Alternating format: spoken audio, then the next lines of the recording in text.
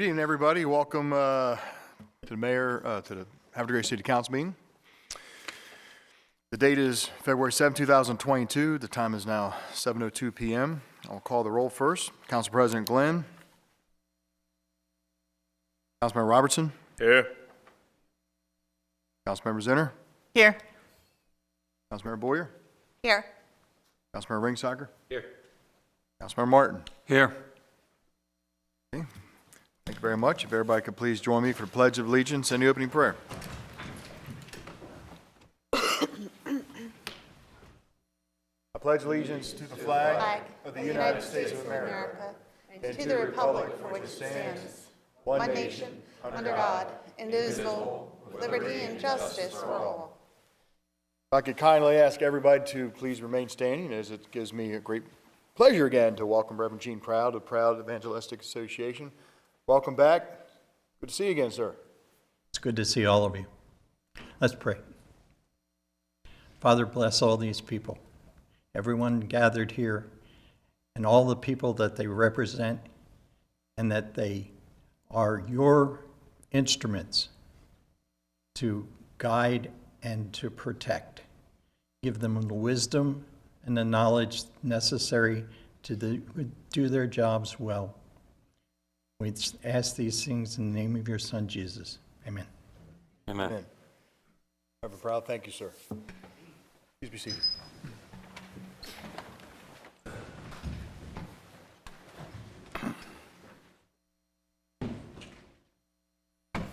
Item B, approval of the minutes. We have 3 items to approve. Item A is going to be the City Council meeting minutes of January 18, 2022. Do I have a motion from the council for approval? So move. Second. A motion by Councilmember Zinner, seconded by Councilmember Boyer. Questions or comments on the minutes? All those in favor say aye.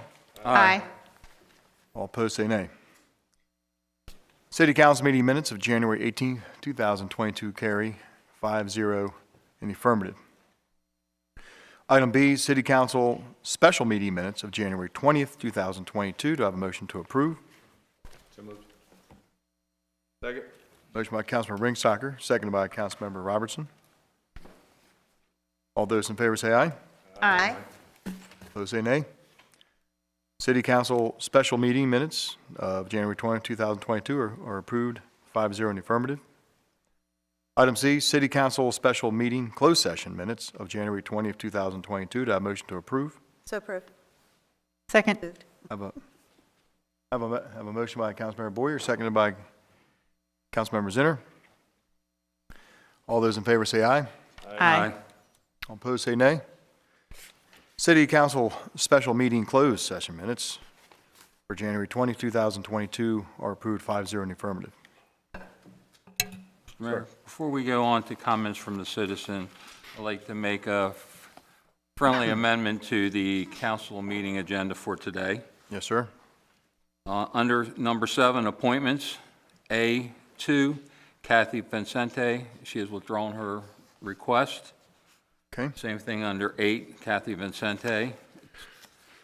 And under 11, presentations B, the Water and Sewer Commission report would like to be moved to the next meeting, February 24th.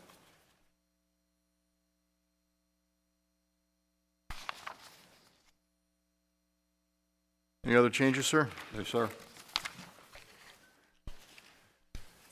Council, any objections? No. Okay. All right, Doug. Agenda has been amended. Thank you very much, Councilmember Martin. Okay, we're going to go to item 6, comments from citizens. This is the part of the council meeting. If you wish to speak on anything that's on the agenda item, now's a good time to do it.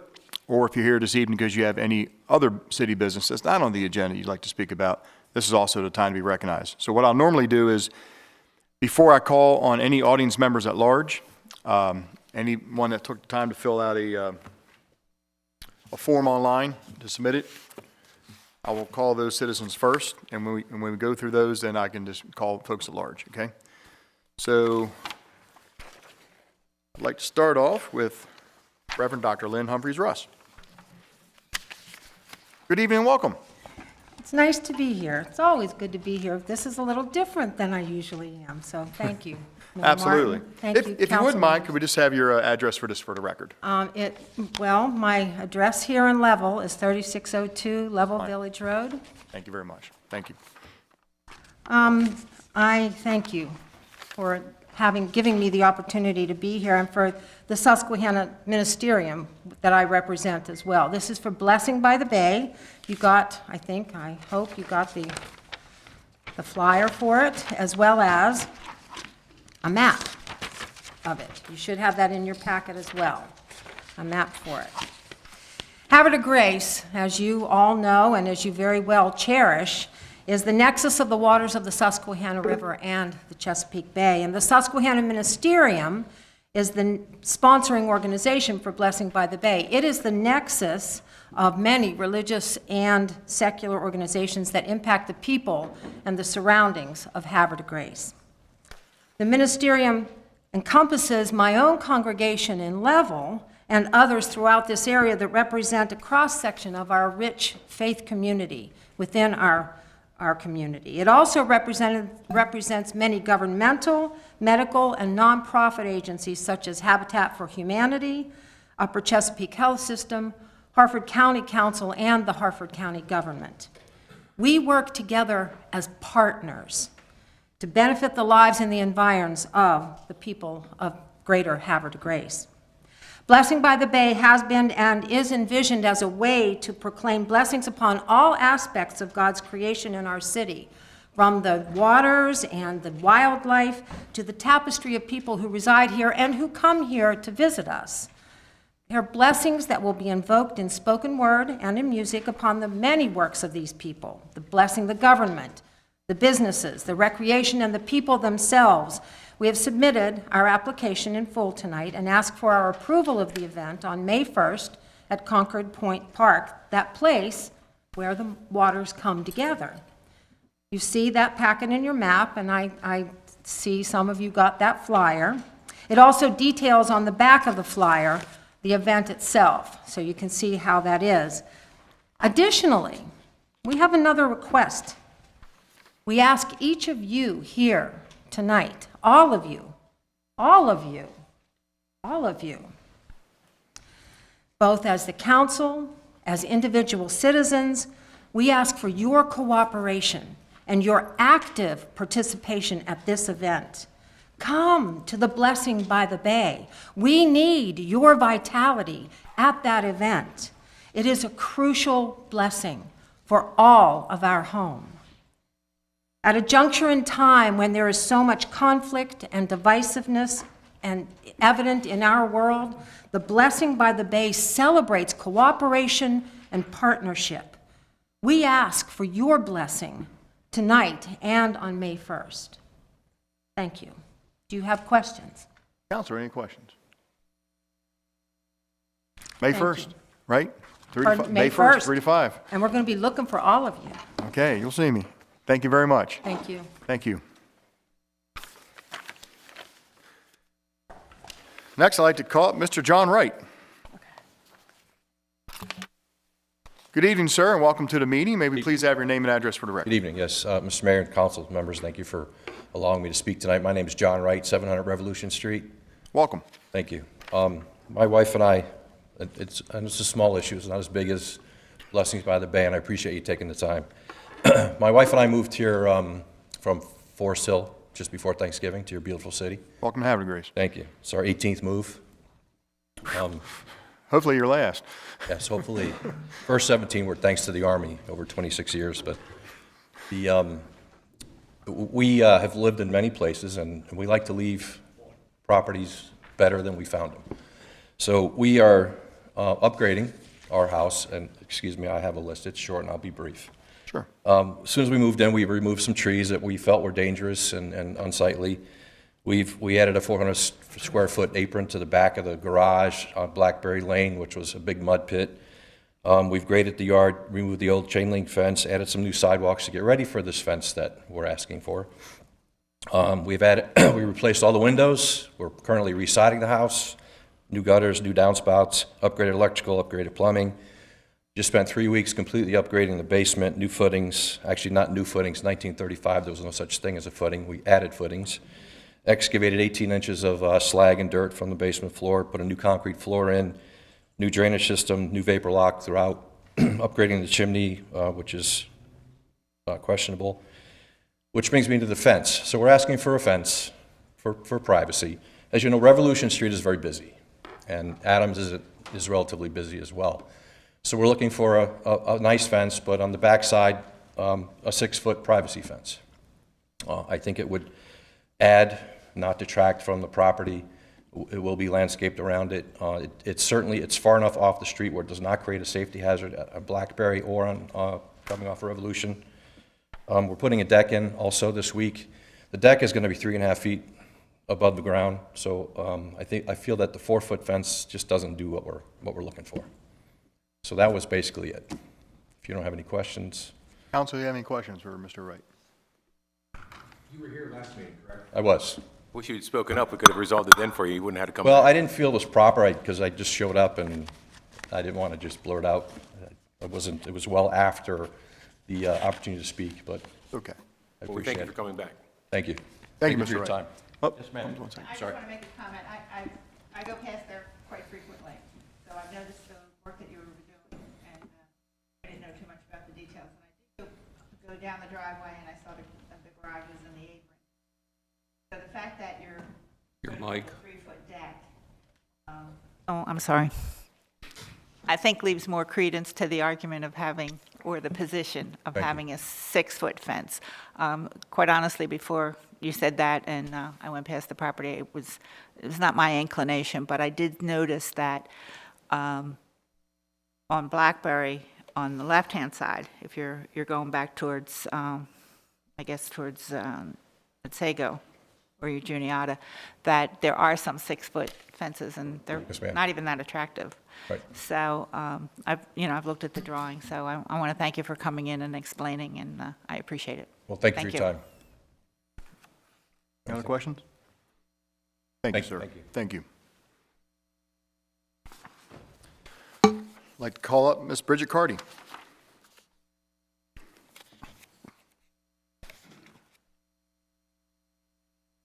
Good evening, Ms. Cardy, and welcome to the Havre de Grace City Council meeting. May you please have an address, please?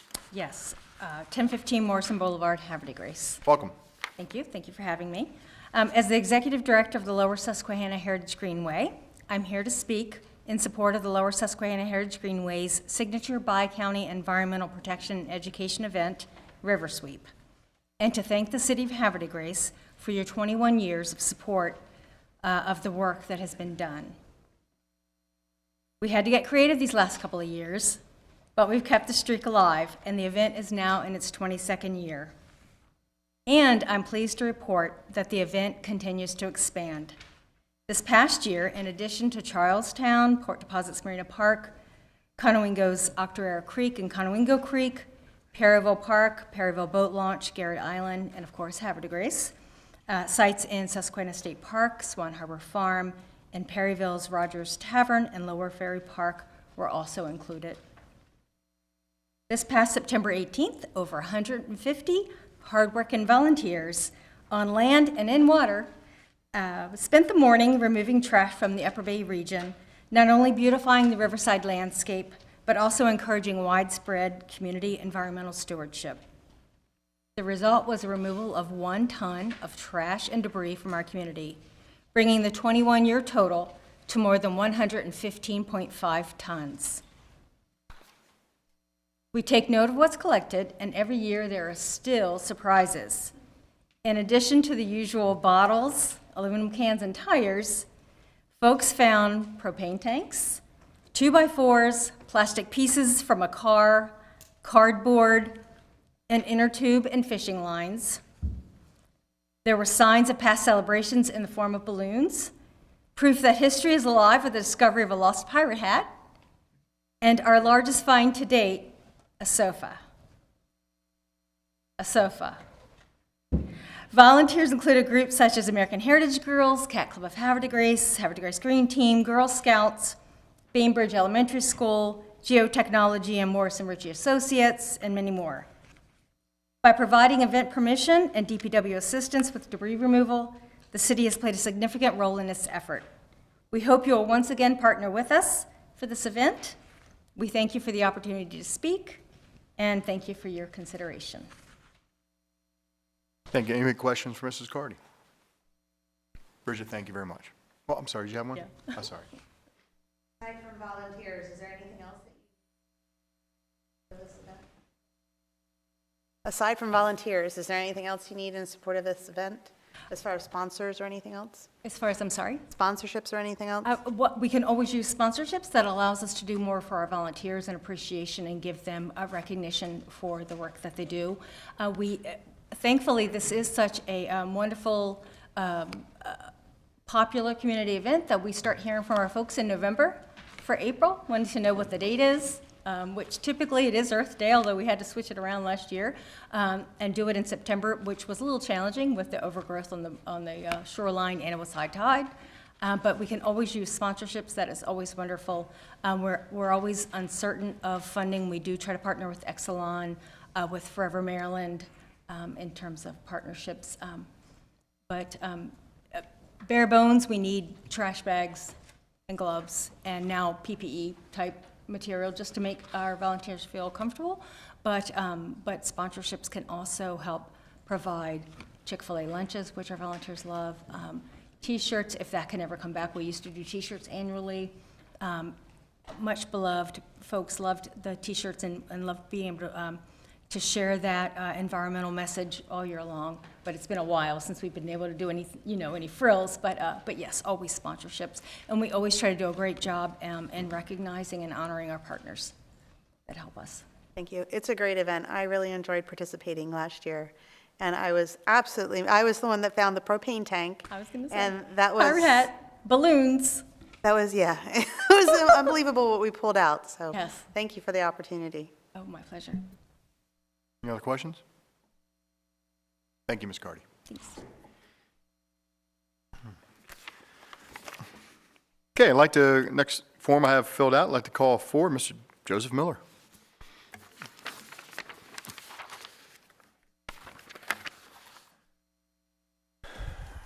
Good evening, Mr. Miller. Welcome to the City Council meeting. May you please have your address for the record? Yes. Joseph Miller, 261 Alliance Street here in the city of Havre, Grace. Welcome, sir. Thank you. I am the president of the Susquehanna Hose Company, and I'm speaking for them this evening. Good evening, Mr. Mayor and the City Council. I am speaking tonight in reference to the proposed legislation for an enhanced property tax credit for first responders. The Susquehanna Hose Company has over 100 members. However, a portion of these members don't own property within the city limits of Havre, Grace. The proposed legislation will only be available to those currently riding the apparatus on a daily and yearly basis that own property within the city limits of Havre, Grace. To our estimate, this enhanced credit will affect about 30 members. Although some members will still receive the basic credit that has been in existence for decades, the goal of this enhanced credit is to get more members actively riding the apparatus and even our lifetime members to start riding more. The total number of the enhanced credit will vary from year to year. To those only consistently riding the apparatus are to receive the enhanced credit. If the number of people receiving the credit goes up each year, that is actually a win-win for the city of Havre de Grace and for the Susquehanna Hose Company. The goal is to increase the number of members riding our apparatus on a daily basis and to enhance our recruitment and retention project that we have. In just the last couple of weeks, I've had members ask me about the criteria of this enhanced credit, and the members are already making more of an effort to ride the apparatus, which is already helping us. Our hopes is that this continues, and rest assured that Susquehanna Hose Company will be very accurate when reporting the yearly report for both the basic credit and the enhanced credit.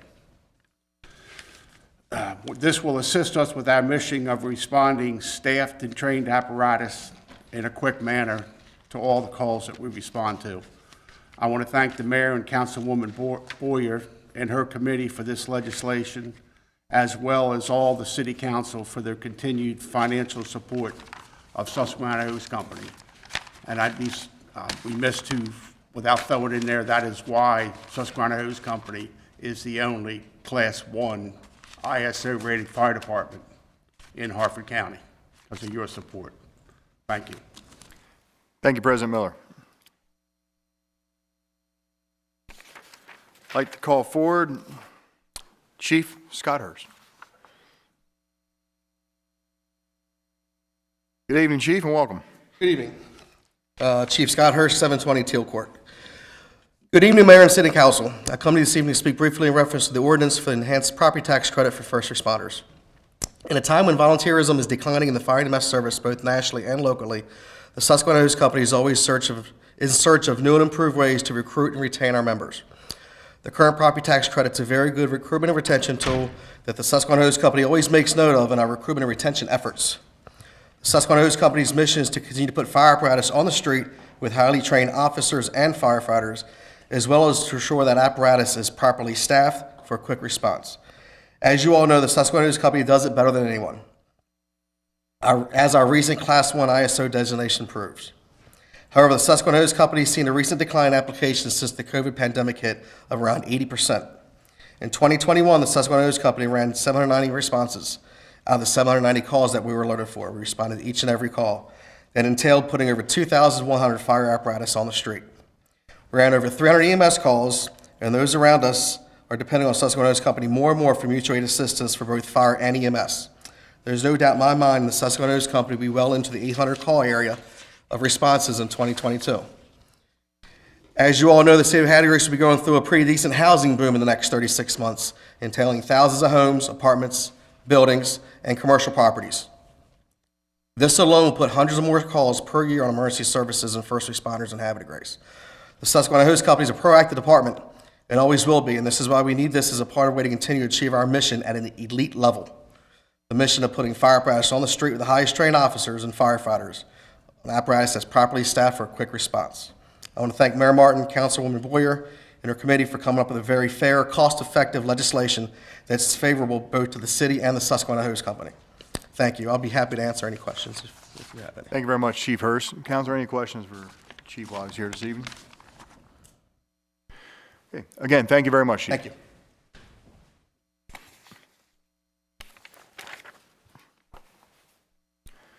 We are still on comments from citizens. I have gone through the pre-filled out forms. Right now, if there's any citizen in the audience that wishes to be recognized to speak on any topic of city business or the agenda, please raise your hand. Any comments from the council? Okay, we will move on to item 7 then.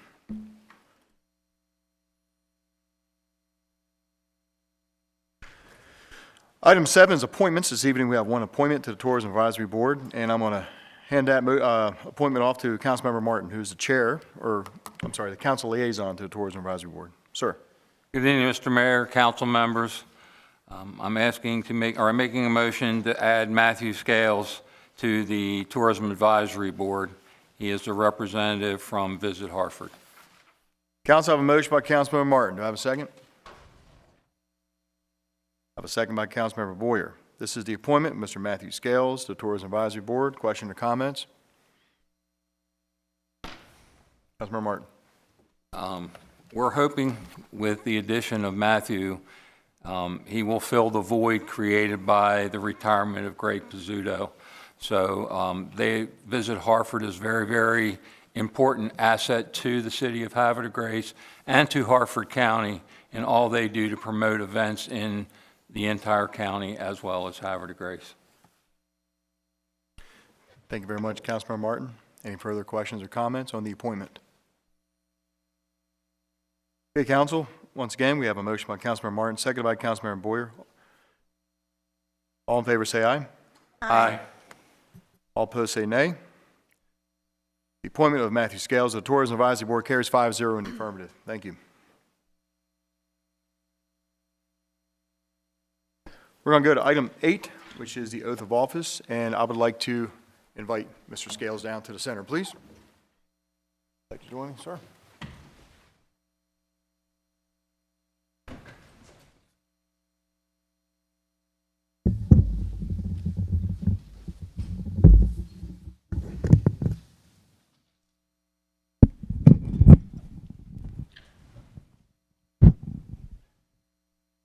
Thank you and welcome. Thank you for being willing to join us and spend time here in Havre de Grace. I know you have a very busy job directing Visit Hartford, so we appreciate the teamwork and you know, coming to Havre de Grace and working with us and sharing ideas and collaborating. So tourism in Havre de Grace is pretty important too.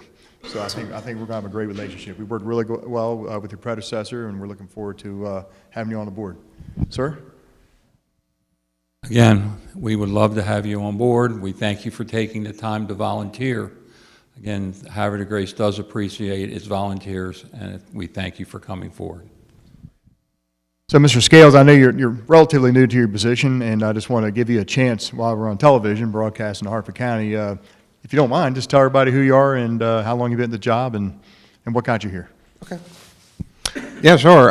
Been on the job for about a month now. I came from the Maryland Office of Tourism, so I did a lot of PR. So actually, I've been here, Havre de Grace, had you on Fox 45 a couple times, promoting this great state. And then I'm a Hartford County resident, native, so figured what better way, my tourism background, and give back my community to serve as the executive director of Visit Hartford.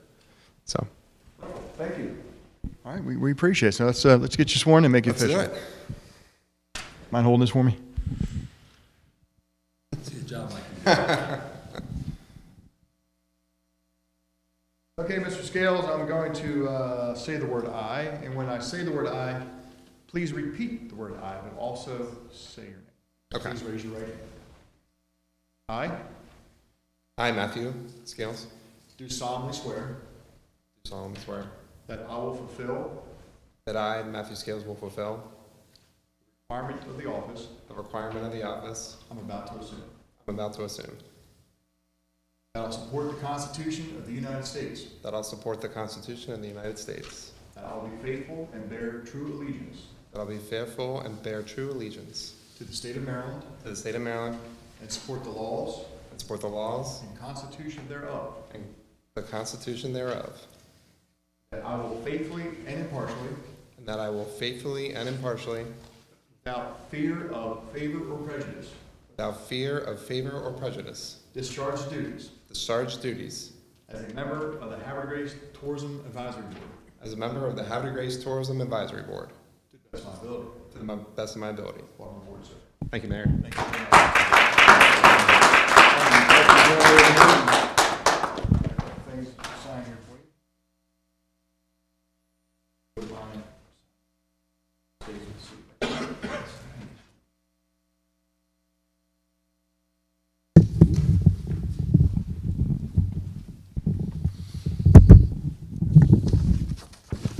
This stays with us. This is for you.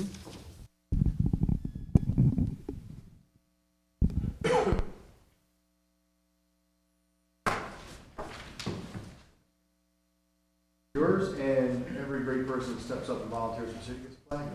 Very good. Thank you so much. Absolutely, we appreciate it. Mind get a picture with the.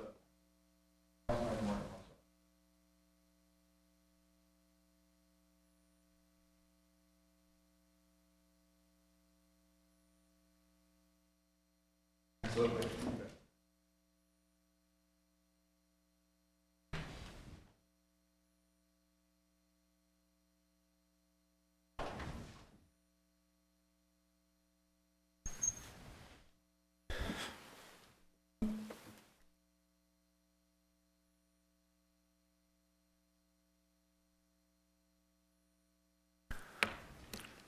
Okay, thank you very much, council. We're going to go to item 9, recognitions. This evening, we have no recognitions. It takes us to proclamations. And we do have a proclamation this evening. This one's tough, but we're going to do it. So, ladies and gentlemen, I'd like to call forward Lou and Terry Ward, if you can please join us. And I'd like Director of Administration, Mr. Gamatoria, to join me, since him and I talk about the Bayou all the time.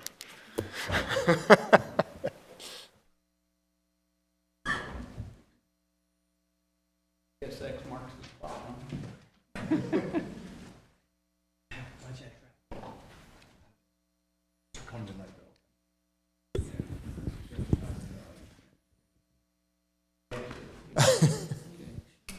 Just want to stand right here. We'll be on the camera edge. So Yeah. Well, we're here this evening because I'm sure everyone at Havre de Grace knows that the Bayou served its last meal not too long ago. In December, was it?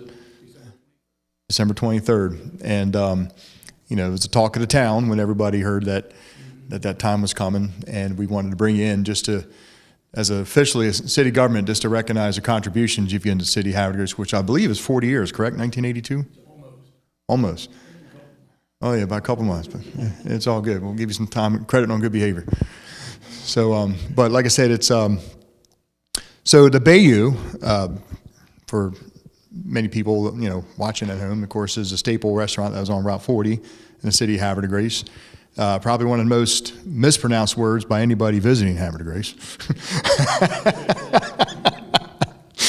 That and the name Havre de Grace itself.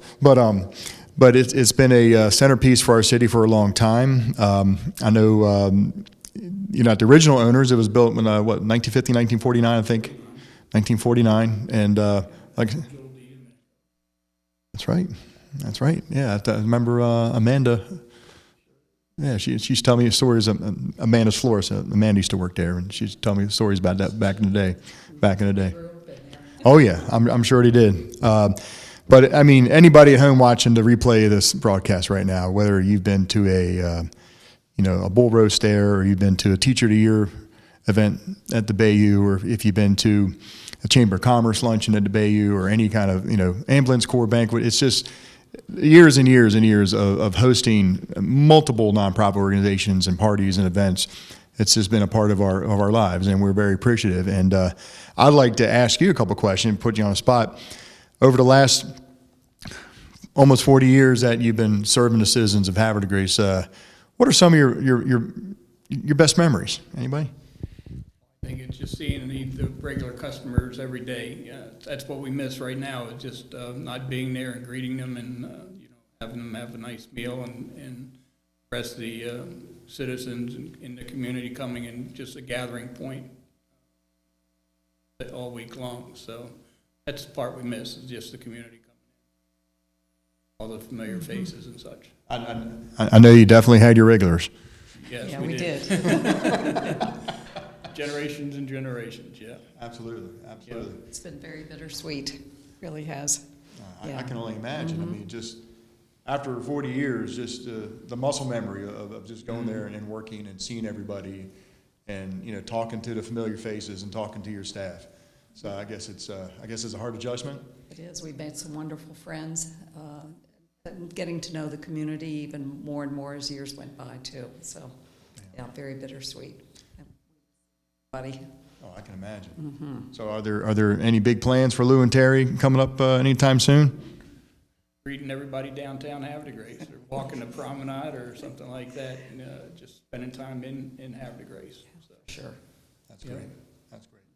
So, well, hey, I just wanted to invite Mr. Gamatoria down here, because a lot of times we'll be sitting in my office late at night, and we might be talking about, Steve's dad, what he liked to do at the Bayou, or, talk about the oyster. I mean, it's just kind of funny. So I'm like, Steve, would you join me down here when we talk? Because everybody talks about the Bayou. So it's really appreciate everything you've done, and it would give me great pleasure if I could read the proclamation to the record for you real quick. Thank you. City of Havre de Grace, Maryland proclamation to Mr. Lou and Terry Ward. Whereas the Bayou Restaurant was established in 1949, has been a local favorite in the Havre de Grace community, also attracting travelers to the Route 40 location for more than 70 years. Whereas Lou and Terry Ward purchased the Bayou Restaurant from the original owners, Al and Jewel DiDomenico, in 1982, and carried on the tradition of providing quality seafood, steaks, and local fare, especially the crab cakes and oysters, ranked as favorite among their clientele. And whereas the facility's large banquet rooms hosted engagements, parties, proms, retirements, anniversary, birthday celebration, as well as countless Rotary, Lions Club meetings, annual banquets such as the Hartford County Public School Teacher of the Year, the R. Madison Mitchell Endowment banquets, the Ducks Unlimited, Susquehanna Hose Company, Havre de Grace Ambulance Corps, with a varying level of donated costs. Whereas their hard work and tireless dedication to the restaurant and hospitality industry are reflected in numerous recognitions, including Lou being inducted into the Restaurant Association of Maryland Hall of Fame and Havre de Grace High School Hall of Fame. Now therefore, I, William T. Martin, Mayor of the City of Havre de Grace, along with the members of the Havre de Grace City Council, recognize Lou and Terry Ward as great Havre de Grace ambassadors who represent the best of our city, who have provided work experience opportunities for youth, unwavering commitment and dedication to the community and role models, who invested in and demonstrated the importance of giving back to their community. And I thank you for everything you've done for us for the last 40 years. Thank you so much.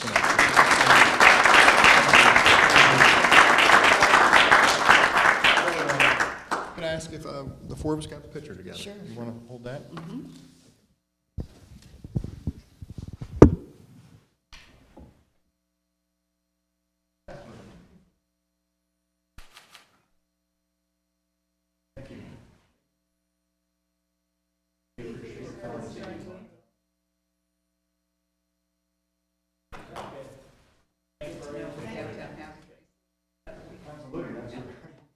Everybody coming in.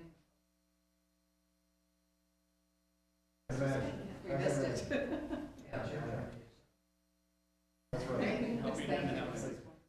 Thank you all. Wonderful, be safe.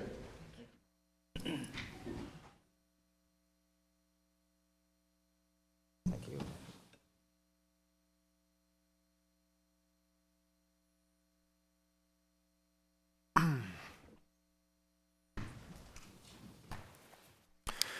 Okay, we're going to go to item number 11, presentations, and we're going to go to another longstanding Havre de Grace tradition, which is going to be the Independence Day event. And so the Independence Day Commission, which is a city commission with sworn and appointed members to it, have to give a report, an update report every year to the council as the council approves all the events that take place throughout the year. So I'd like to welcome Ms. Taryn Martin, representing the Independence Day Commission. Good evening and welcome. Hello. Hi. I'm Taryn Martin, co-chair of the Havre de Grace Independence Day Commission. I reside at 302 Squaw Court in Havre de Grace. What do I do? Thank you, Adam. Okay, so we are here, or I am here, to present to you all for your approval this evening our plans for this year's Havre de Grace Independence Day celebration, which I am certain you will give a favorable vote to all of these events later this evening. Before Independence Day, we are requesting your approval for the annual Carnival on the Chesapeake, which would be held June 14th to 18th. This is a major fundraiser to support the Havre de Grace Independence Day activities. We would have, it is the same week that we've done the last couple of years with the same carnival provider, Houghton Enterprises. Jim Houghton and family run a quality and safe and family-friendly event that we've been very pleased with since we've gone with them in the last couple of years. The carnival will be open nightly from Tuesday, June 14th to Saturday, June 18th. Tuesday through Friday, the hours are 6 to 10 p.m., and Saturday's daytime hours 3 till 10 p.m. Commission members and volunteers will work the ticket booths as well as monitor the carnival operations. And again, that is a major fundraiser for our Independence Day celebration. So what you really want to hear about are our big plans for our big Independence Day this year. So this year's Independence Day celebration, save the date, for Sunday, July the 3rd.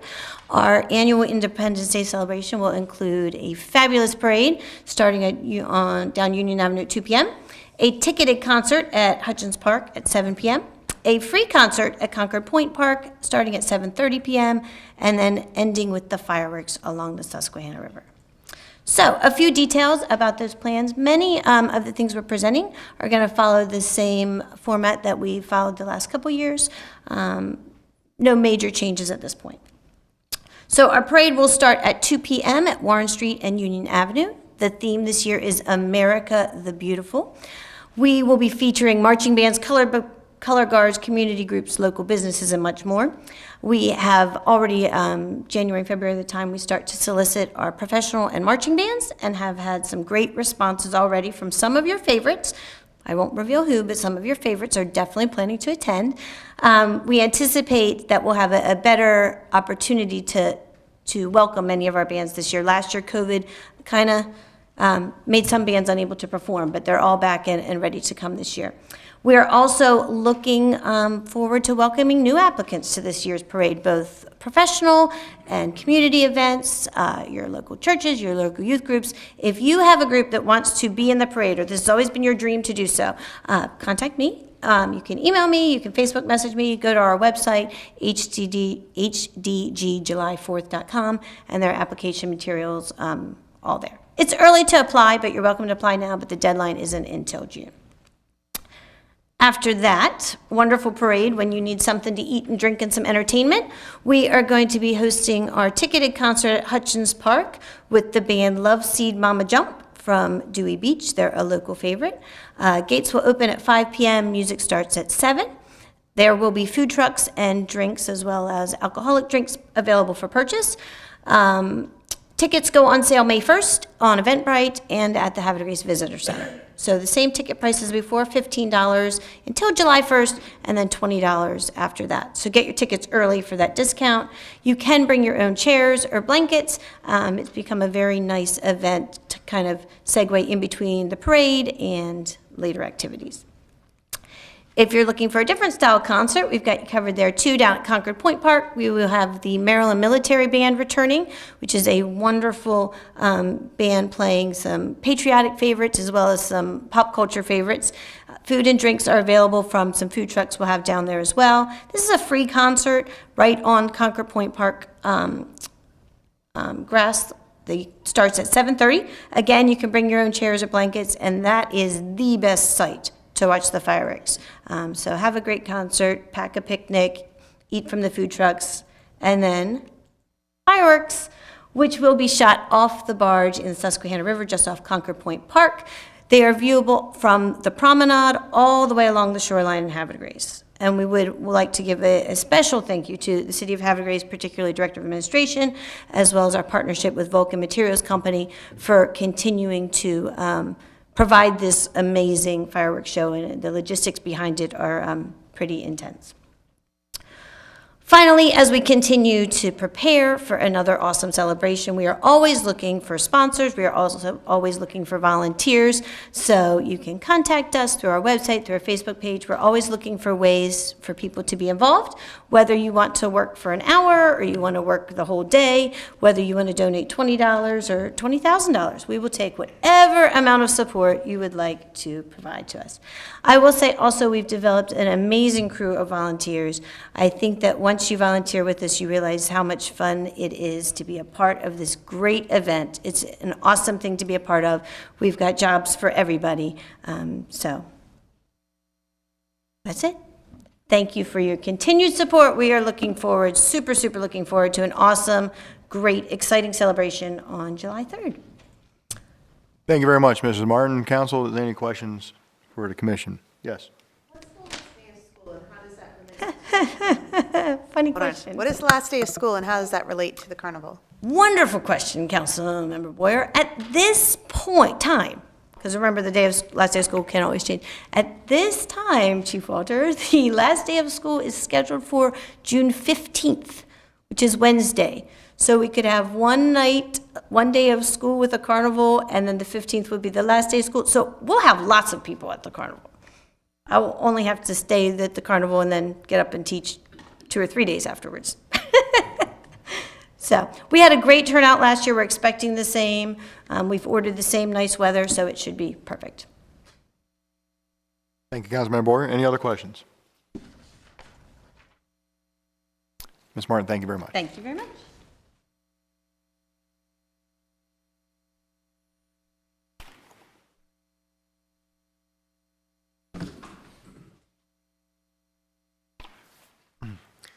We're going to go to item 12 this evening. Item 12 is resolutions. This evening, we have no resolutions on the agenda. That takes us to ordinances. This evening, we do have 3 ordinances.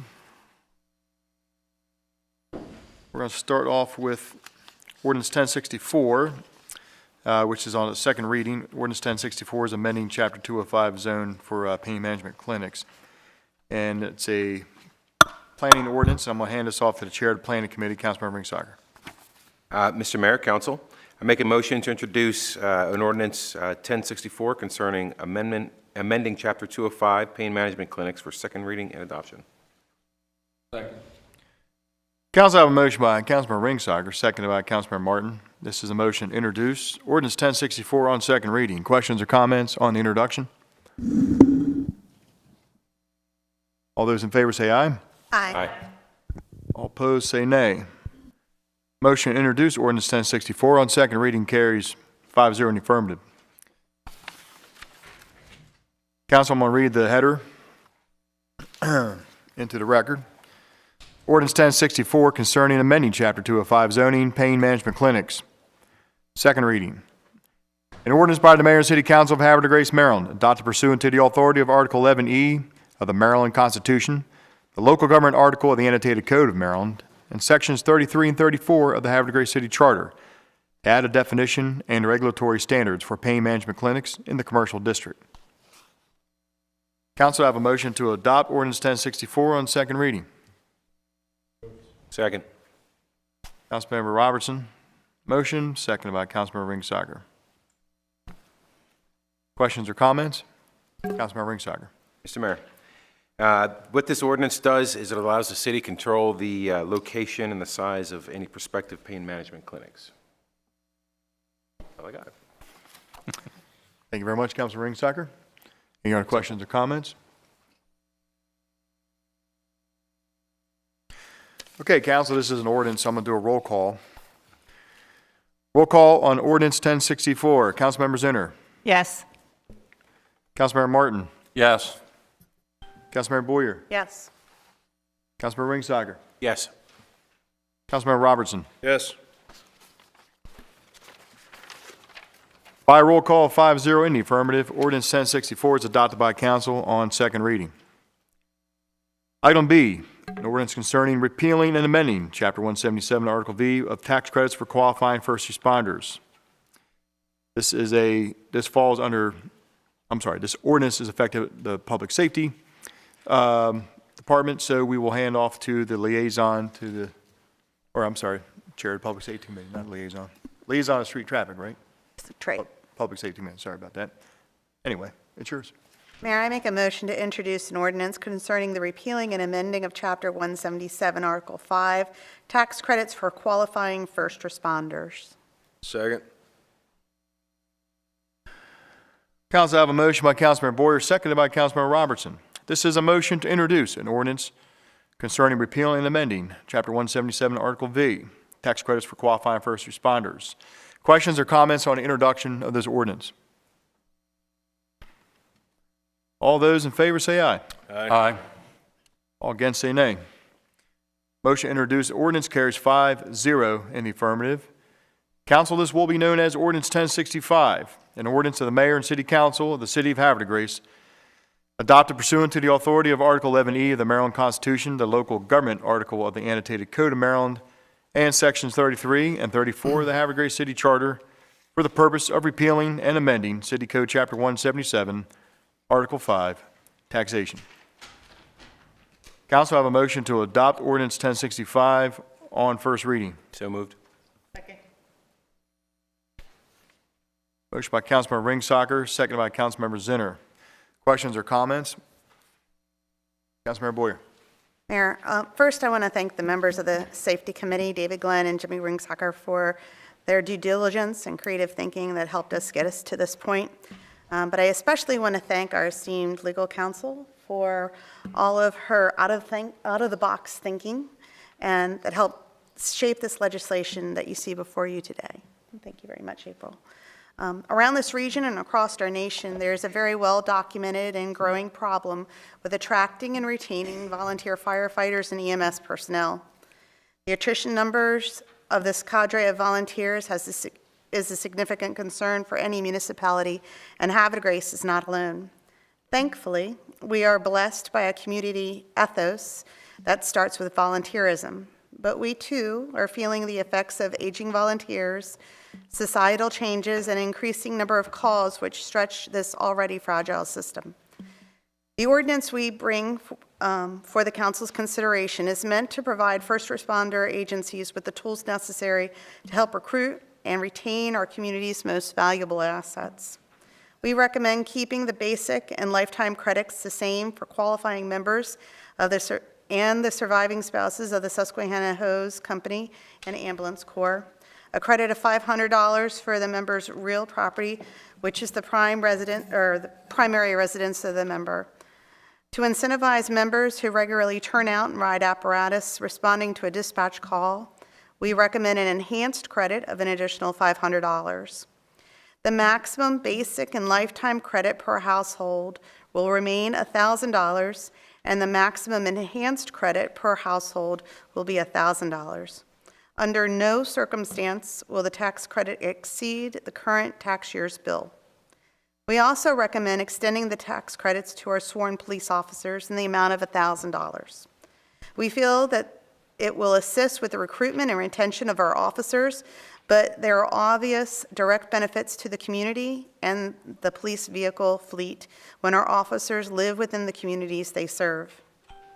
Finally, this ordinance requires the criteria by which each representative organization that they characterize as active status to be reviewed and approved by this body on an annual basis or nor later than the 1st of February each year by resolution. We feel this provision was extremely important for transparency purposes, given the distribution of taxpayer dollars. With that, I respectfully ask my colleagues to approve this important recruitment tool for our emergency responders. Thank you. Thank you very much, Councilmember Boyer. Any other questions or comments from council?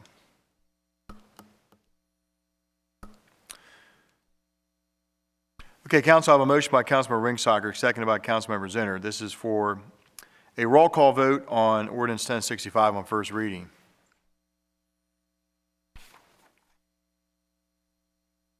Councilmember Robertson. Yes. Councilmember Ringsager. Yes. Councilmember Martin. Yes. Councilmember Zinner. Yes. Councilmember Boyer. Yes. By roll call of 5-0 in the affirmative, Ordinance 1065 is adopted by council on first reading. We will have a public hearing on this ordinance set for next Tuesday, February 22nd, 2022. Monday the 21st is a federal holiday, so our council meeting will be bumped one extra day. So at the next council meeting, Tuesday, February 22nd, at 7 o'clock, council, is that okay? To have the meeting at the next, or the public hearing at the next meeting? Okay, fair enough. Thank you very much, council.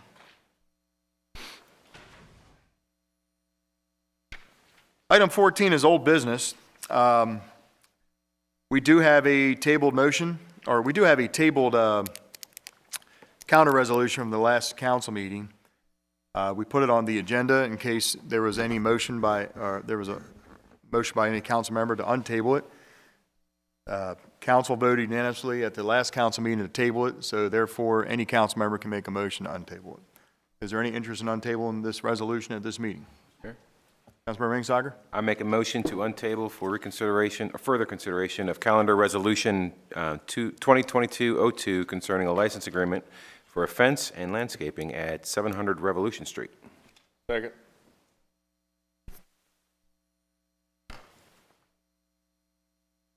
Council, I have a motion by Councilmember Ringsager, seconded by Councilmember Robertson to remove from table the calendar resolution concerning 700 Revolution Street. All in favor say aye. Aye. All opposed say nay.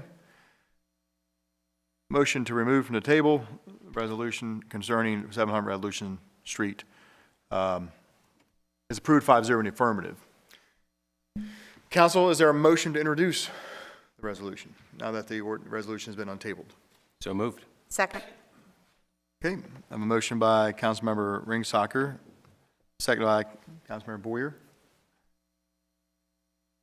This is a motion to introduce a resolution concerning a calendar resolution of 2022-02, a license agreement for a fence and landscaping at 700 Revolution Street.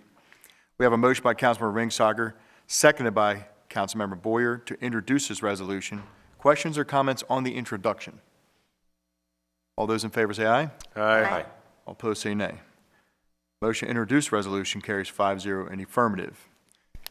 This is a resolution by the Mayor and City Council of Havre de Grace, Maryland, pursuant to Sections 33 and 34 of the City Charter and the Local Government Article of the Annotated Code of Maryland.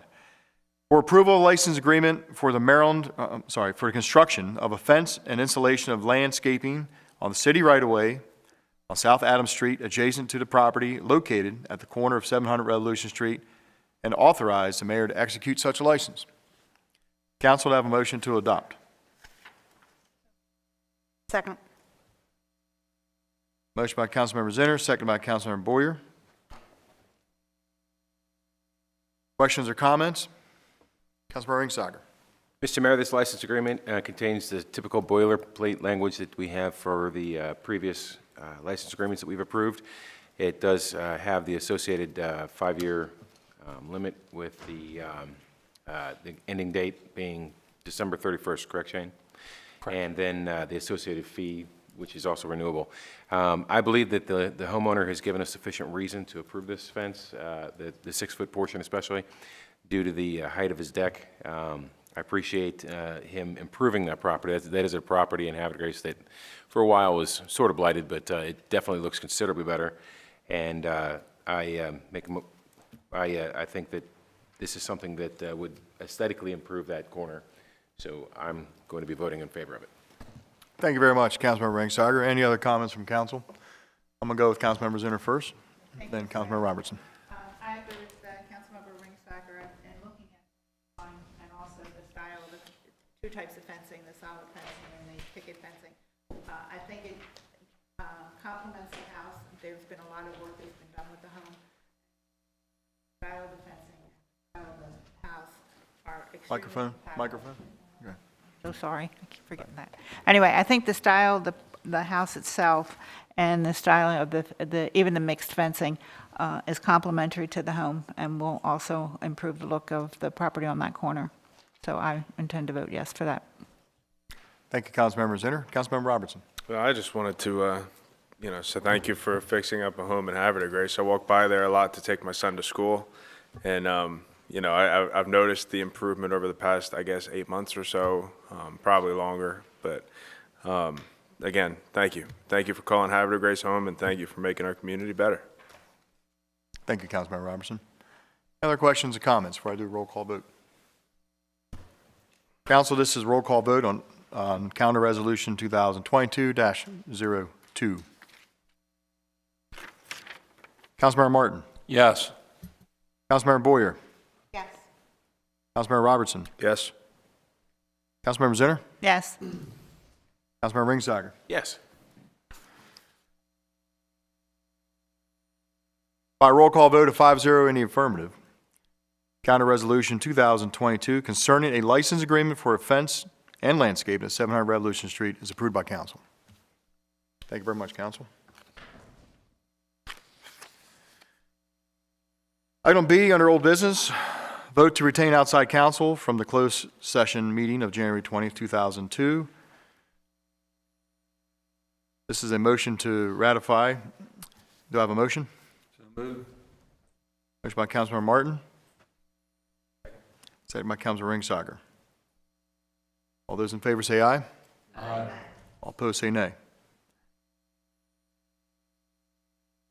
Motion to ratify the vote to take outside counsel carries 5-0 in the affirmative. Item 15, we're going to go to new business. And I'll tell you what, we have 3 budget amendments and 10 special events. What I'd like to do real quick before we head into this, can we take a 5-minute recess? Council, do you have any objections? Just so everybody's fresh going into this? Okay, all right. The time is now 8 o'clock. We'll come back here in 5 minutes to resume the meeting. Thank you.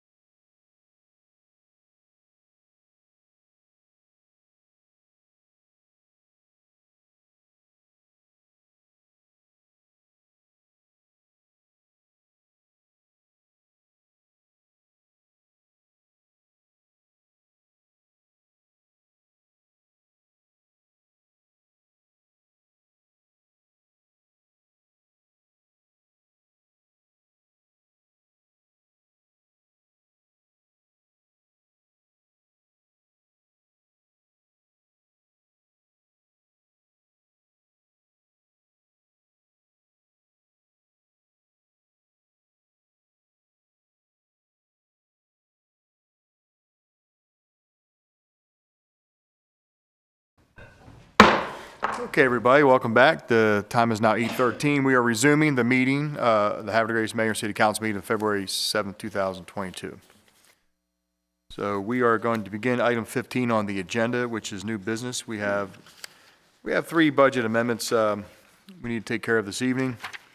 And we'll be working with Councilmember Robertson as the chair of the Budget Finance Committee. Excuse me one second.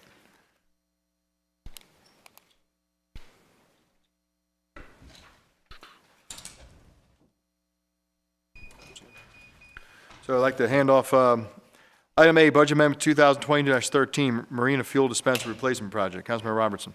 Thank you, Mr. Mayor. Mr. Mayor, fellow council members, I move to approve Budget Amendment 2022-13. Second.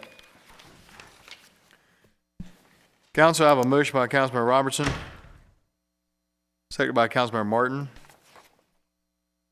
Questions or comments? Councilmember Robertson. Thank you, Mr. Mayor. For the benefit of the folks in the audience and watching at home, this is a budget amendment for what is a budgeted item, the fuel dispensers down at Tidings Park Marina, the city marina, and the estimate came in a little higher than originally thought. So we're going to use the rollover from the remaining fund balance that doesn't have a home, $189K, and then increase the revenue line by $34,000 for total gasoline sales because we're trending a little high on that. Is that correct? All right. Thank you very much for the explanation, Councilmember Robertson. Any other questions or comments? Okay, this is for Budget Amendment 2022-13. All those in favor say aye. Aye. All opposed say nay. Budget Amendment 2022-13 is approved by council. Councilmember Robertson, would you mind reading the account numbers into the record for us, please? I do mind, but that doesn't seem to matter. In the from column, account number 08-1809-49-02, beginning fund balance $189,200. Also in the from column, account number 08-1809-44-70, gas pump sales $34,800 for a total of $224,000. In the to column, account number 08-1839-6501, fuel tanks dispensers $224,000. All good, Mr. Doherty? Councilmember Robertson, thank you very much.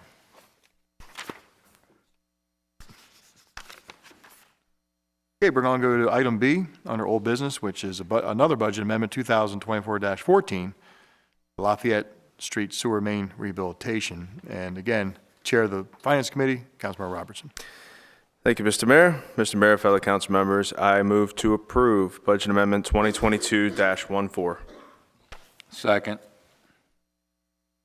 Council, I have a motion by Councilmember Robertson, second by Councilmember Martin. This is Budget Amendment 2022-14. Questions or comments? Mr. Mayor. Councilmember Robertson. Again, for the benefit of folks watching at home, this is essentially moving some of the ARPA funding to be able to use that to replace the sewer line along Lafayette Street. This is one of the identified projects that we've been discussing now for months between Public Works and the Budget and Finance Committee. And that's about it. Thank you very much, Councilmember Robertson. Any other questions or comments from council? All those in favor say aye. Aye. Aye. All opposed say nay. Budget Amendment 2022-14 concerning Lafayette Street Sewer Main Rehabilitation is approved by council, 5-0 in the affirmative. Councilmember Robertson, the account numbers, please. In the from column, account number 09-0001-49-00, fund transfers, ARPA Fund 3, $527,000. In the to column, account number 09-1245-9042, Lafayette Street Pump Station Rehabilitation, $527,000. Thank you very much, Councilmember Robertson. We're going to go to item C under old business, and we're going to do another budget amendment It's 2022-15 Water Treatment Plant Solids Handling Facility Rehabilitation. And I'm going to call one more time on the Finance Committee Chair, Councilmember Robertson, for the motion. Thank you, Mr. Mayor. Mr. Mayor, fellow council members, I move to approve Budget Amendment 2022-15. Second. Council, I have a motion by Councilmember Robertson, seconded by Councilmember Martin. This is Budget Amendment 2022-15. Questions or comments? Oh, yeah. Councilmember Robertson. Again, for the benefit of folks watching, this is to upgrade the solid handling facility at the wastewater treatment plant. I'm sorry, at the water treatment plant. And again, this will be using ARPA funds. And again, this was a project that was identified to the Budget and Finance Committee by Tim and Patrick and everybody that matters. Thank you very much, Councilmember Robertson. Any questions or any other questions or comments from the council? All those in favor say aye. Aye. All opposed say nay.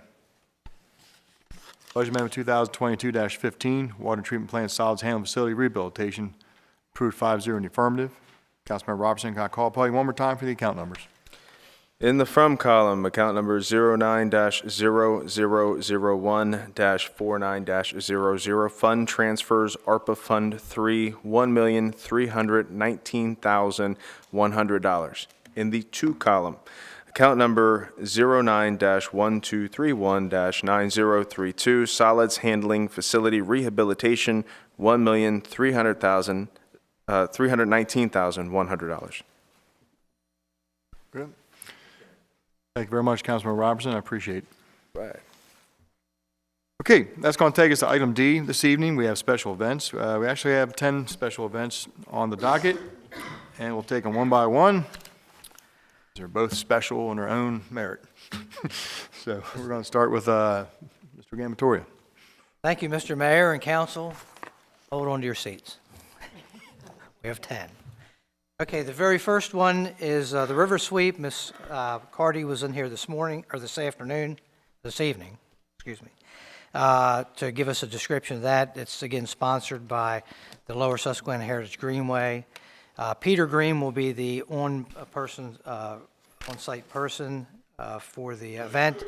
The event will be on the 23rd of April. Setup time 7:30 and will end at 1. The group sets up camp down at the gazebo at Tidings Park. That's where the groups will start and get their assignments and go out to the community on their cleanup. This is I believe it was their 22nd year for the river sweep.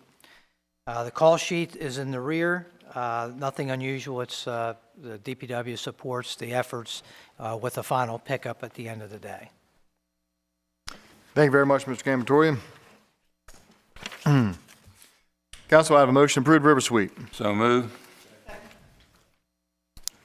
Motion by Councilman Martin, second by Councilman Ringsacker.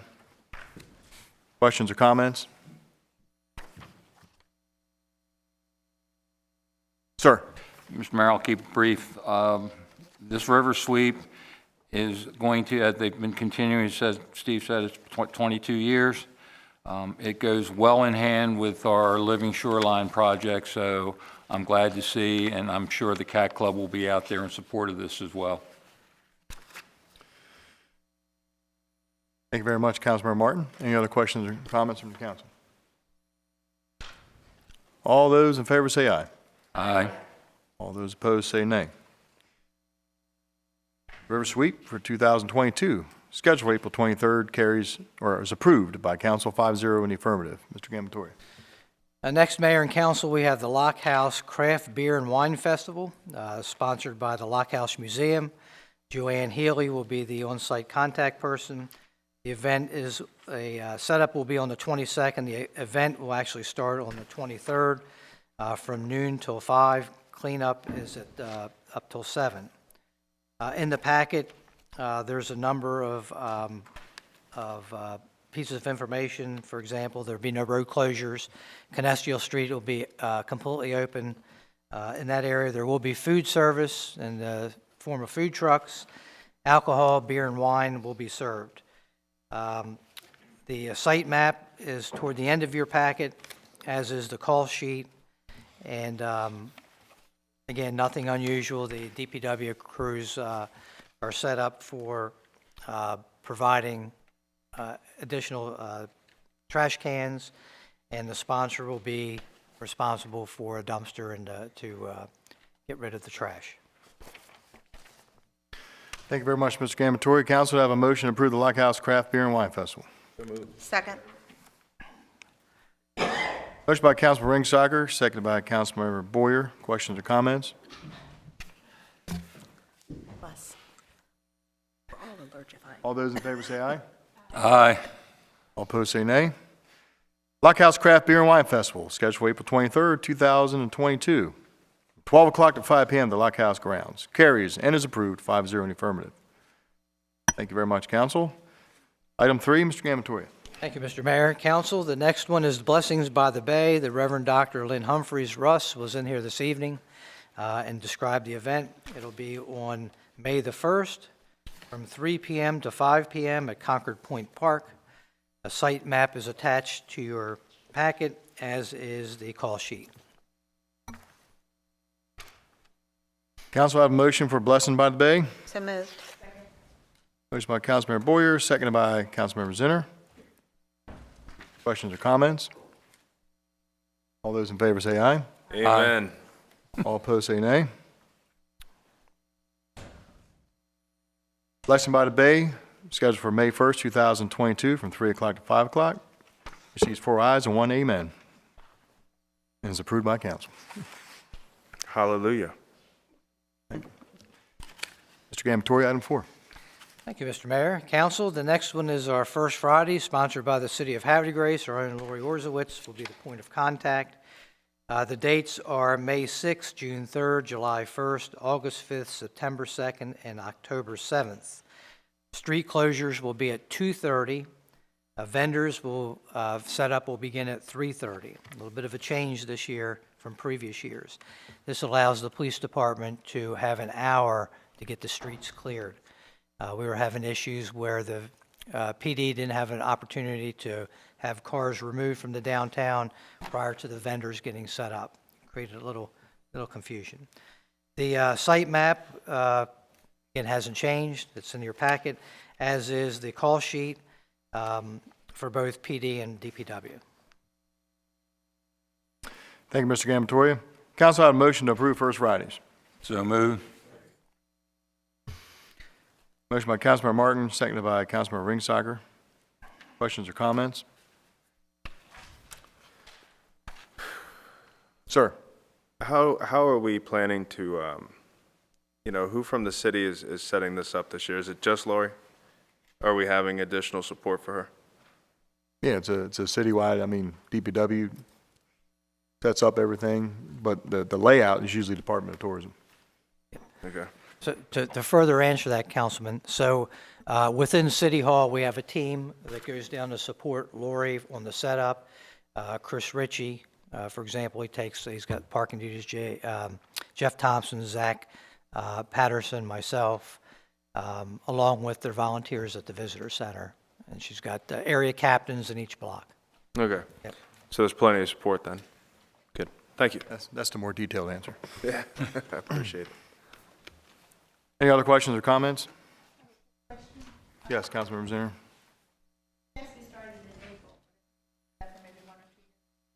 Yes. Mike. So we're not starting in April? No, we always talk about it every year about starting in April, but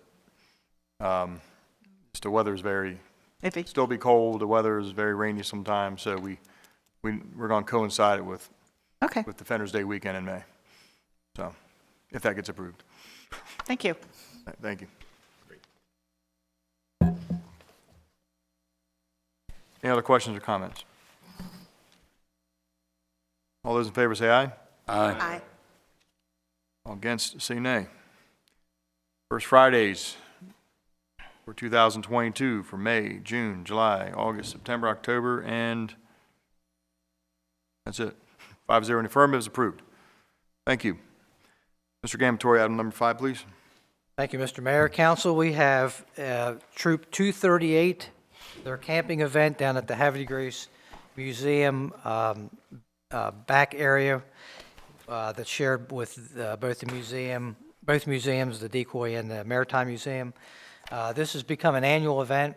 I think the mayor has gone down several times and Councilman Rigsacker working with the young scouts. Mike Tarquini, the president of Havre Grace Decoy Museum, will be the on-site sponsor. He did contact Mr. Russell over at the Maritime Museum because there is a event that weekend as well, the Garden Mart, and they have worked out the details of that, so that shouldn't be a problem. The event starts on Friday night and runs through Sunday, and there's a number of, I guess, merit badges that the young men are working on throughout the course of the weekend. There's a site map of the location in which they're going to be holding the event. They do have a bonfire that evening, and they work with the Susquehanna Hose Company on that as well. And the call sheet is at the back of your packet. Thank you very much, Mr. Gamatoria. Council, I have a motion to approve Troop 238 camping event. Second. Councilman Ringsager gave the motion and seconded by Councilmember Boyer. Questions or comments? It's important to support the troops. All of the troops. Girls involved, too. All those in favor say aye. Aye. Aye. All opposed say nay. Troop 238 camping event from May 13th to 15th at the Decoy Museum grounds is approved 5-0 in the affirmative. Item number 6, Mr. Gamatoria. Thank you, Mr. Mayor. Council, you have the next event is Jazz by the Bay. This is under the direction of the Havre Grace High School Music Department. Mr. Rick Hoff will be the on-site contact person. This will be on May the 20th from 6 p.m. to 8 p.m. at Concord Point Park. There is a site map attached and also the costing sheet as well. Thank you very much, Mr. Gamatoria. Council, I have a motion to approve Jazz by the Bay, May 20th, 2022. So moved. Second. Motion by Councilmember Boyer, second by Councilmember Martin. Question or comments? Councilmember Martin? It's always nice to see our high school bands get recognized, and this will be another great event to have to showcase our students and what they're capable of doing. Thank you very much, Councilmember Martin. Other questions or comments? All those in favor say aye. Aye. All opposed say nay. Jazz by the Bay, May 20th, 2022, 6 o'clock to 8 o'clock p.m. at Concord Point Park is approved by council, 5-0 in the affirmative. Item number 7, Mr. Gamatoria. Thank you, Mr. Mayor. The next few events are associated with the 4th of July, or the Independence Day Commission. The first one is Carnival on the Chesapeake, again sponsored by the Independence Day Commission. On-site contact person, Taryn Martin. Taryn was before us this evening and gave the details. This will be set up on Sunday, June the 12th. It'll end the following Saturday, June 18th. It'll operate between Tuesday the 14th and Saturday the 18th. Within your packet, Ms. Martin did a wonderful job detailing each aspect of the Carnival on the Chesapeake. She spoke to each one of those this evening. There's also a site map, and at the end of your packet, the costing sheet. Thank you very much, Mr. Gamatoria. Council, I have a motion to approve the Carnival in Chesapeake. So move. Motion by Councilmember Zinner, second by Councilmember Robertson. Questions or comments? Councilmember Zinner? Thank you.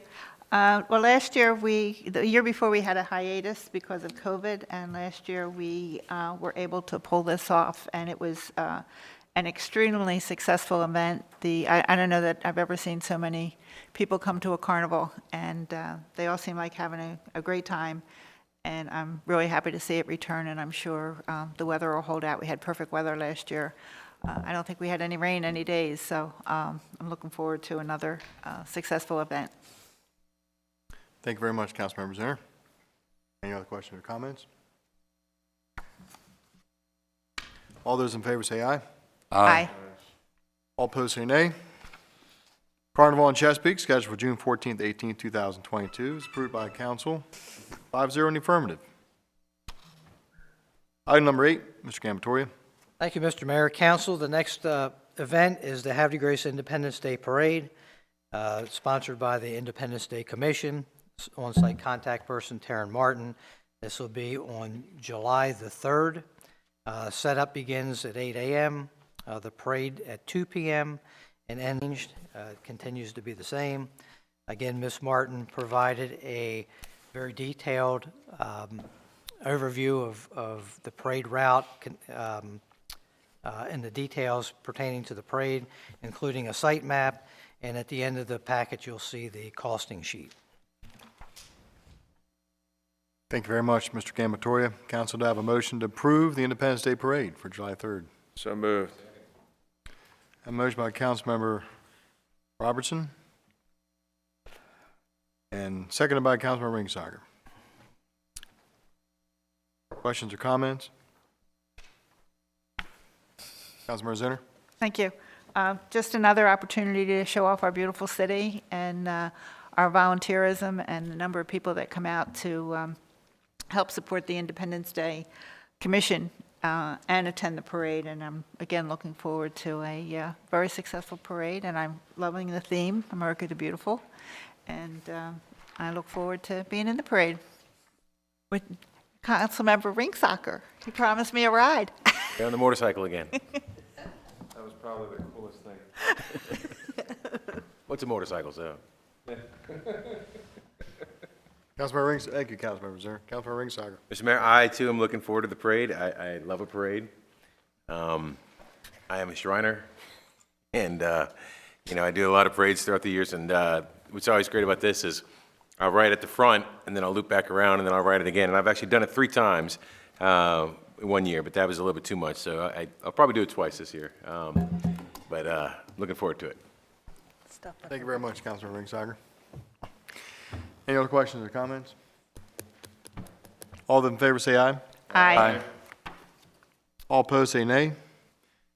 Motion to approve an Independence Day Parade scheduled for July 3rd, 2022. Held from 2 o'clock p.m. to 4:30 p.m. is approved 5-0 in the affirmative. Item number 9, Mr. Gamatoria. Thank you, Mr. Mayor. Council, the Independence Day concert at Hutchins Park, again sponsored by the Independence Day Commission, on-site contact person Taryn Martin. This will also be on the 3rd of July.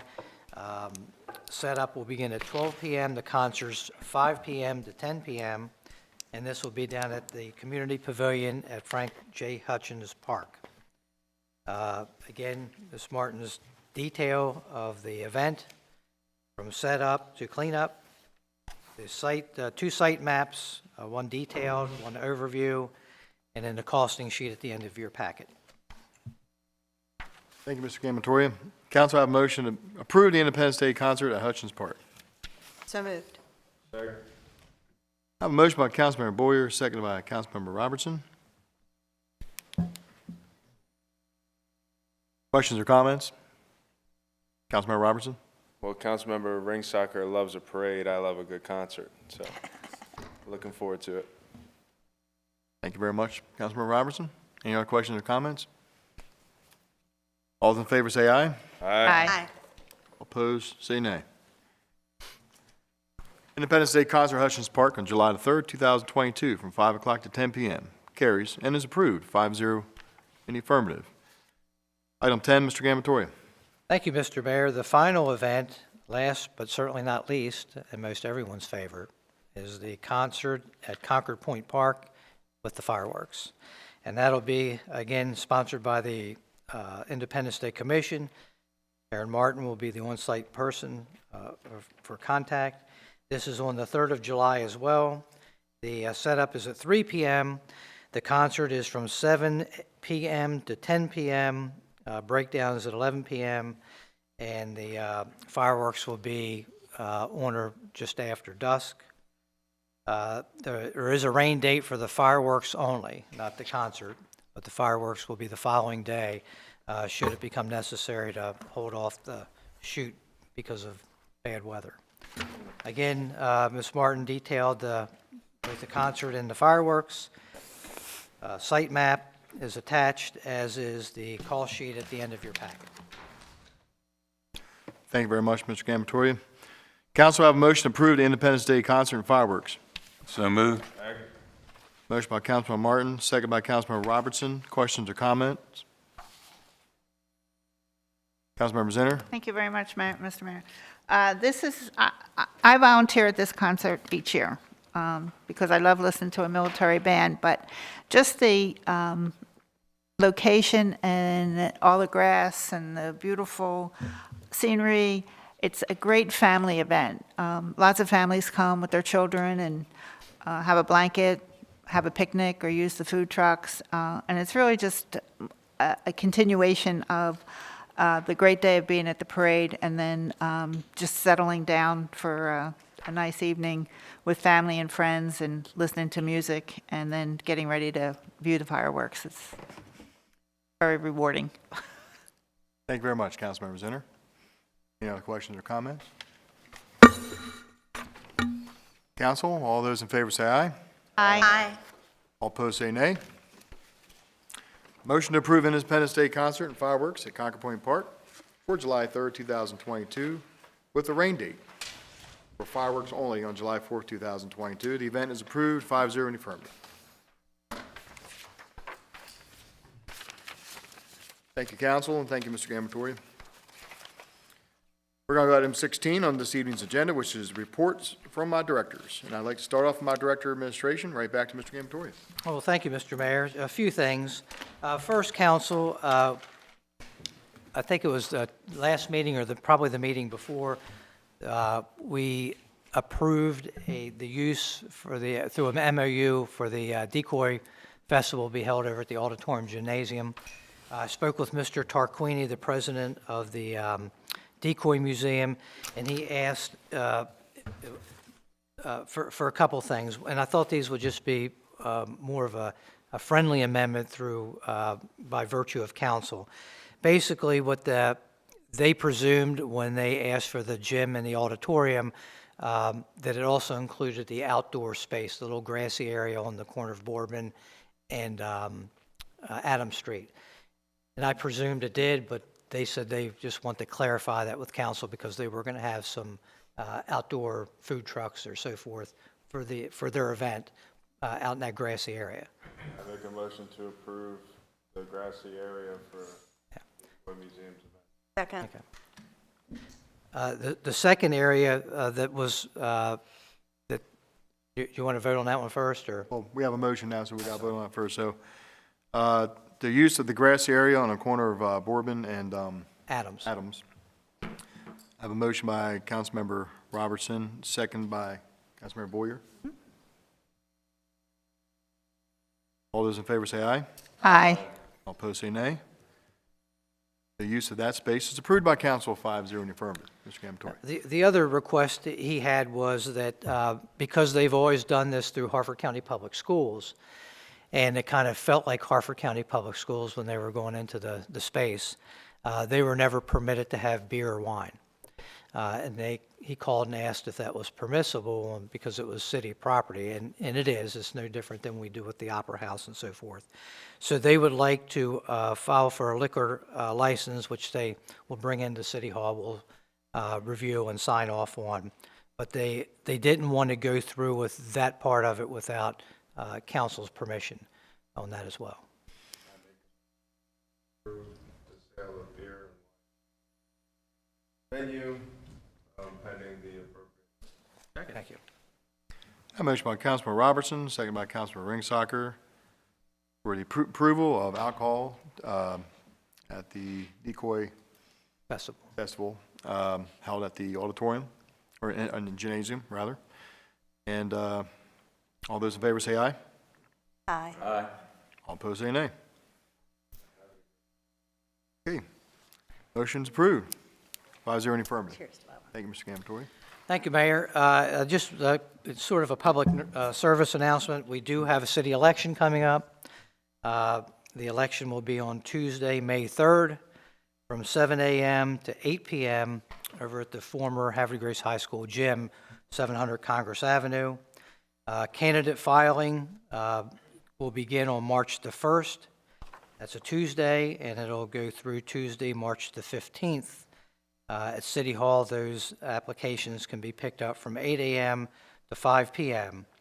And lastly, you have a period of time to register to vote if you're not a registered voter. That is no later than Tuesday, April the 12th, which is 21 days prior to our election. So those are three announcements that we've put out both on the city website, and it'll be going into the papers this coming week. Next is just legislative review, although Mr. Rachinsky has left for the evening. Just want to share with council that he's been very actively engaged in legislative matters that are going on down at the General Assembly. He's met with our delegation on a number of times, but primarily virtually, and has somewhere in the neighborhood of about 75 different pieces of legislation that he's looking at. There'll be a copy, I'll put a master copy of those pieces that he's reviewing in the council conference room if you would like to read those, and I'll have Tammy scan them online so you can keep up to date on that. He is also is requesting through our delegation a favorable position on House Bill 667, which has to do with the Harford County Liquor Board, and that's to assist in some of the requirements on being able to get a liquor license. So he is actively engaged in that, and Adam's doing a great job for the city and making sure that our best interests are looked after, as is Mr. Doherty and the directors who participate in the financial impacts studies that come, or requests that come from Annapolis.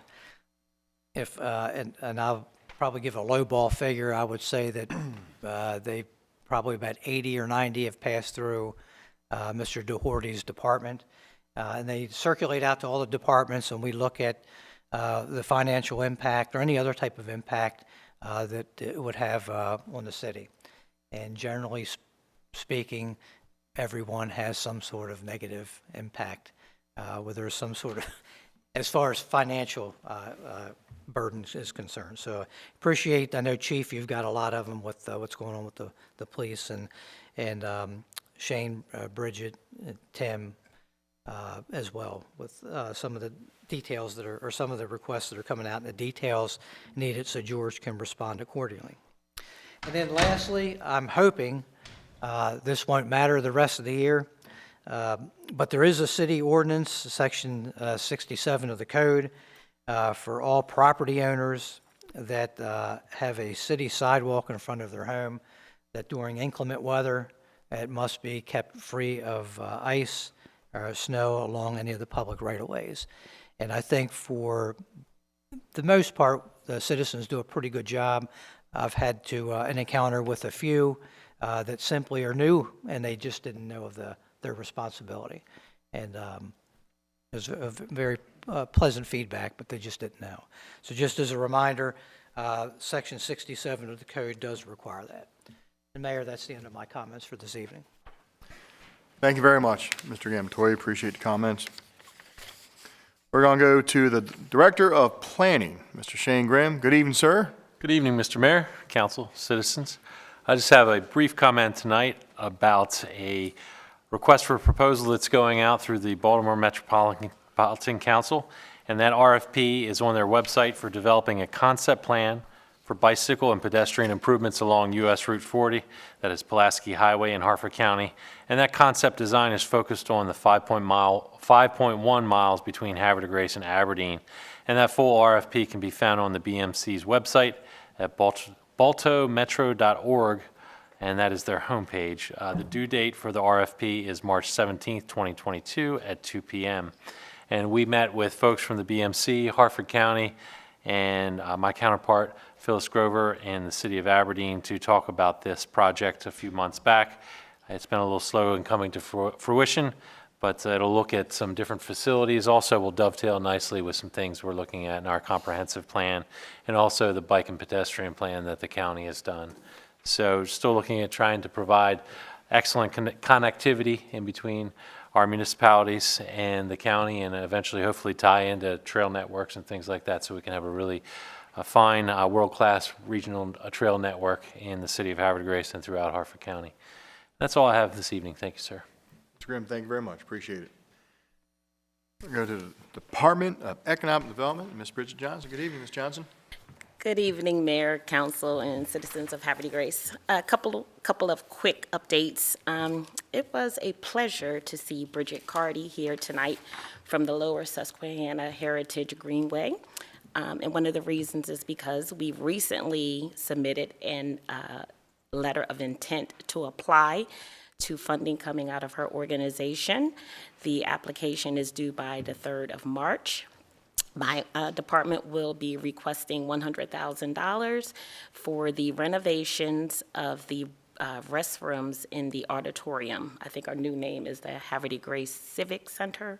The restrooms up front in the lobby area, we are asking for $100,000 for the renovations of those restrooms. Moving to the downtown area, Bearwood Designs, I think I mentioned this at the last council meeting. The location formerly known as Amanda's Flores has been subdivided into 2 storefronts. Bearwood Designs, which moved from Union Avenue, is taking up one of the storefronts, and the city of Havre de Grace will be taking up the other storefront for, I believe, 6 months. We will be utilizing that space working with Tool Design, who is the consultant that was chosen for our downtown revitalization project. But also, as we move forward with that space, it is my understanding that we will have open hours for the public to come in and to keep up to date on what we are doing with this project and moving forward. Shane, our lovely director of planning, we had a couple meetings in the last week or two with businesses. We have a new business locating in the industrial park, and we also have a owner who purchased the land on Route 40 adjacent to Harbor Shops. They will actually own Harbor Shops as well. I bring that up as an indicator of growth in the city outside of the downtown business district. So we have interest in our industrial park, we have interest in the Route 40 corridor, and this is always good for the city of Havre de Grace. I would like to encourage our citizens to visit the Explore Havre de Grace website, as well as many of our Facebook pages. We have one for the Department of Economic Development, the Havre de Grace Alliance, the Merchants Group, and several others. You will find all of the information you need on upcoming events. From our tourism office, we have on Tuesday, March 1st, our Mardi Gras parade. This parade starts on Bourbon Street to Washington Street, ending at the American Legion and St. John Street. On Thursday, February 10th, Thursday Night Live returns to the State Theater. In addition, the State Theater will host a bluegrass brunch on February 12th at noon and a comedy show at the evening at 7 p.m. The State Theater has its own website at hdgstatetheaterofhdg.com. I mention this again as tourism is a part of the Department of Economic Development. We have websites, Facebook pages, Instagram, Twitter, where we're trying to push information out to the citizens regarding everything happening in the city.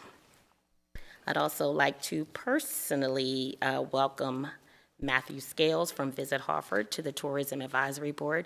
I personally look forward to working closely with him as we move tourism into a direction of programming and back to trying to recruit not just visitors on a daily basis, but also on a weekend basis to stay in our hotels, visit some of our existing assets, as well as maybe move here, choose Havre de Grace as their home. That is my report for the evening, Mr. Mayor. Any questions, anyone? Mr. Johnson, thank you for the comprehensive update on everything that's going on. We really appreciate it. Thank you so much. Thanks. All good stuff. Good. Going to go to Mr. George DeHorty, the Director of Finance. Congratulations on all your budget transfers.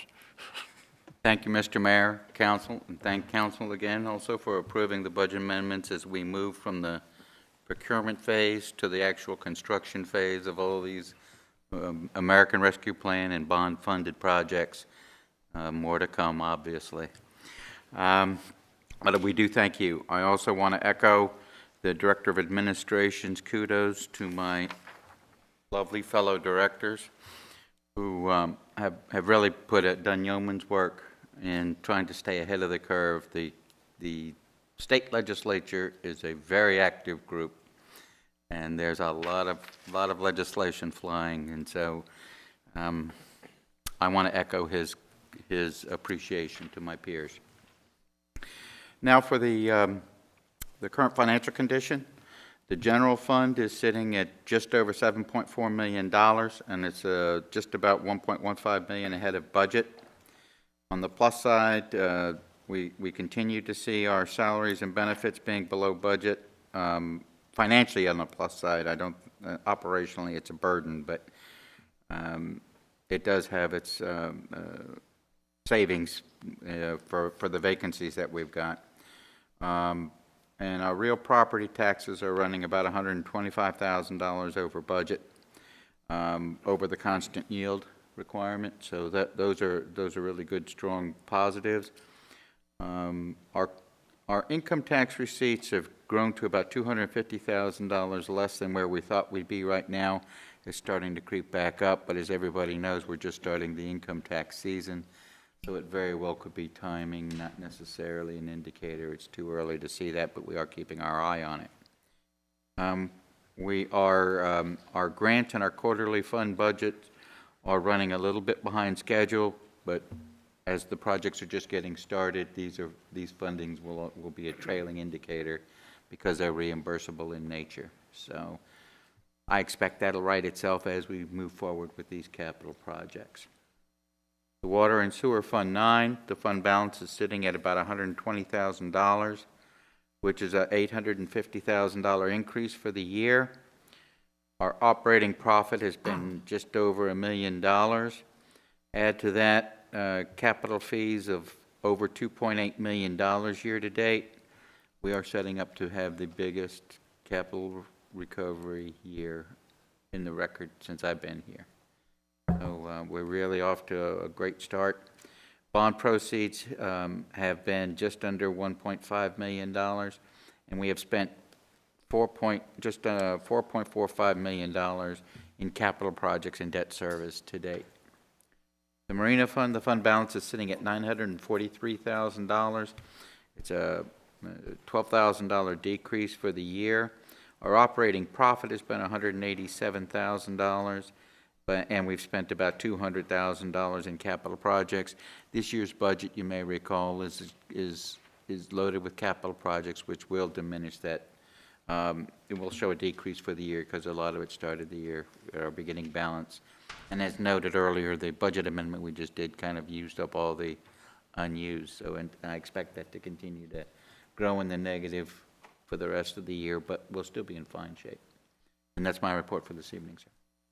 Mr. Doherty, thank you very much. Appreciate it. We're going to go to Mr. Tim Whitty, Director of Public Works. Good evening. Mayor and Council. I would also like to thank Council and Mayor for approval of the budget amendments. Step moving forward for very critical infrastructure work that needs. Just briefly, I would talk about it, obviously, if anybody's been going down Water Street, you notice the work is starting to commence on that project. The permit's been issued. I would like to personally thank the mayor for his help and his support for a project that took almost 2 years of effort to get it approved. It's going to be a really great project, especially the mayor, but also the council for their support in that project and moving it forward. And then just as a I'm just going to touch on a number of the other projects that we have in the books and working. I know I've mentioned these briefly. Is Lily Run, that project. We're involved in trying to work a partnership out with the Hartford County, but that project is going to project to help with water quality, but also with the reduction of flooding That project's going to start on the Avonix property, go back down where the elementary school is, all the way to Seneca Road. Then we have two other projects that are in the books that we're also working towards. Giles Street, as well as Hutchins Park. And so those three projects, we actually walked DNR, and we are put in preliminary applications to try to fund all those three projects. Grant funding. The real push is really going to be a Lily Run. I know a lot of flooding there, and so we're really trying to get that addressed. That's going to be our top priority this coming year. That's for this evening. Thank you. Mr. Whitty, thank you very much. Appreciate it. I'll go with Chief Walter. Good evening, Chief. Good evening, Mayor, Council. I know we're still in the middle of winter time, so I just wanted to go over a couple of things. Given what had occurred in Virginia with cars stranded on the roadways, just as a reminder for folks, make sure that you have your car all serviced and ready for the winter. If you haven't already, please do it now. Make sure that you keep a shovel or ice scraper in your vehicle with you. Also have any kind of abrasive material, such as cat litter, some sand that you can also throw down in case you get stuck in the snow. Jumper cables, I would suggest that you keep those in your vehicles year-round. Same thing with a flashlight, any kind of warning devices such as flares or emergency markers. Those are those types of things, though, that I'd recommend that you keep them in your car no matter what. It doesn't matter what time of the year that you have. But in the wintertime, you also want some additional blankets, some additional clothing. Make sure that if you are going to be taking a trip, that your car is gassed up as much as you possibly can. Make sure that you bring your cell phone chargers, some extra food, water, and of course, if you think that you're going to be stranded for some time, some medications that you might need in case you are stranded for a little bit of time. So I just wanted to go over those real quick. The other thing I wanted to say is about a week and a half ago, maybe just a little bit longer than that, we had some youngsters come into the police department, and they wanted to know whether or not we would participate in the Ronald McDonald Pop the Top. And this is on our Facebook page. And we actually have a 5-gallon bucket in the lobby at the police department.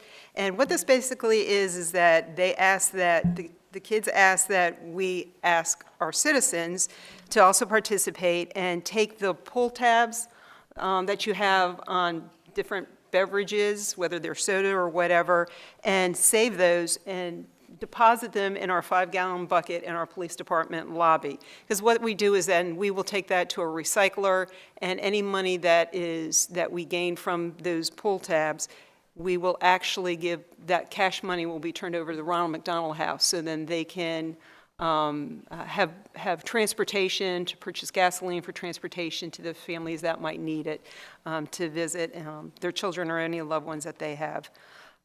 So it's really important that this is a very easy fundraiser, so to speak. We had our first 5-gallon bucket emptied out. Actually, it was filled within a week, which was amazing, which was really, really amazing, of the pull tabs, which also might say a lot about the citizens of Havre and the beverages that they're drinking. No, it was really, really good. It was fun. It really, really was fun. The other thing is, Mayor, I'll probably within the next week or two be giving you an update on our body-worn camera initiative, just to let you know how that's going and how things in general are going when it comes to that project. That would be it, sir. Excellent. Thank you very much, Chief. We will appreciate it. Again, thank to all my directors for the reports. We're going to go to business from the mayor's office. And I want to focus on tonight talking just a little more about something Mr. Whitty mentioned, which was the Living Shoreline Restoration Project that is going to be focused as a starting point on Water Street.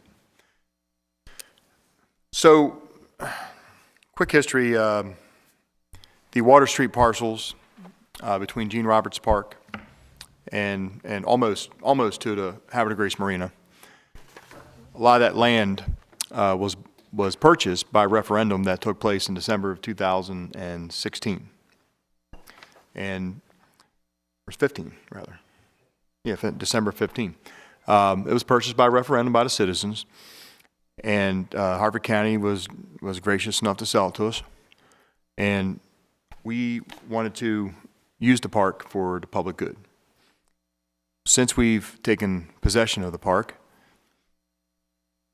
we have had a lot of people fish from it, but mostly it's been a staging area for a lot of construction. Well, that construction was mostly for the last 3 to 4 years from Baltimore Gas and Electric. They have done a lot of renovation, gas line replacement, infrastructure replacement throughout the city of Havre de Grace. They've done a lot of paving.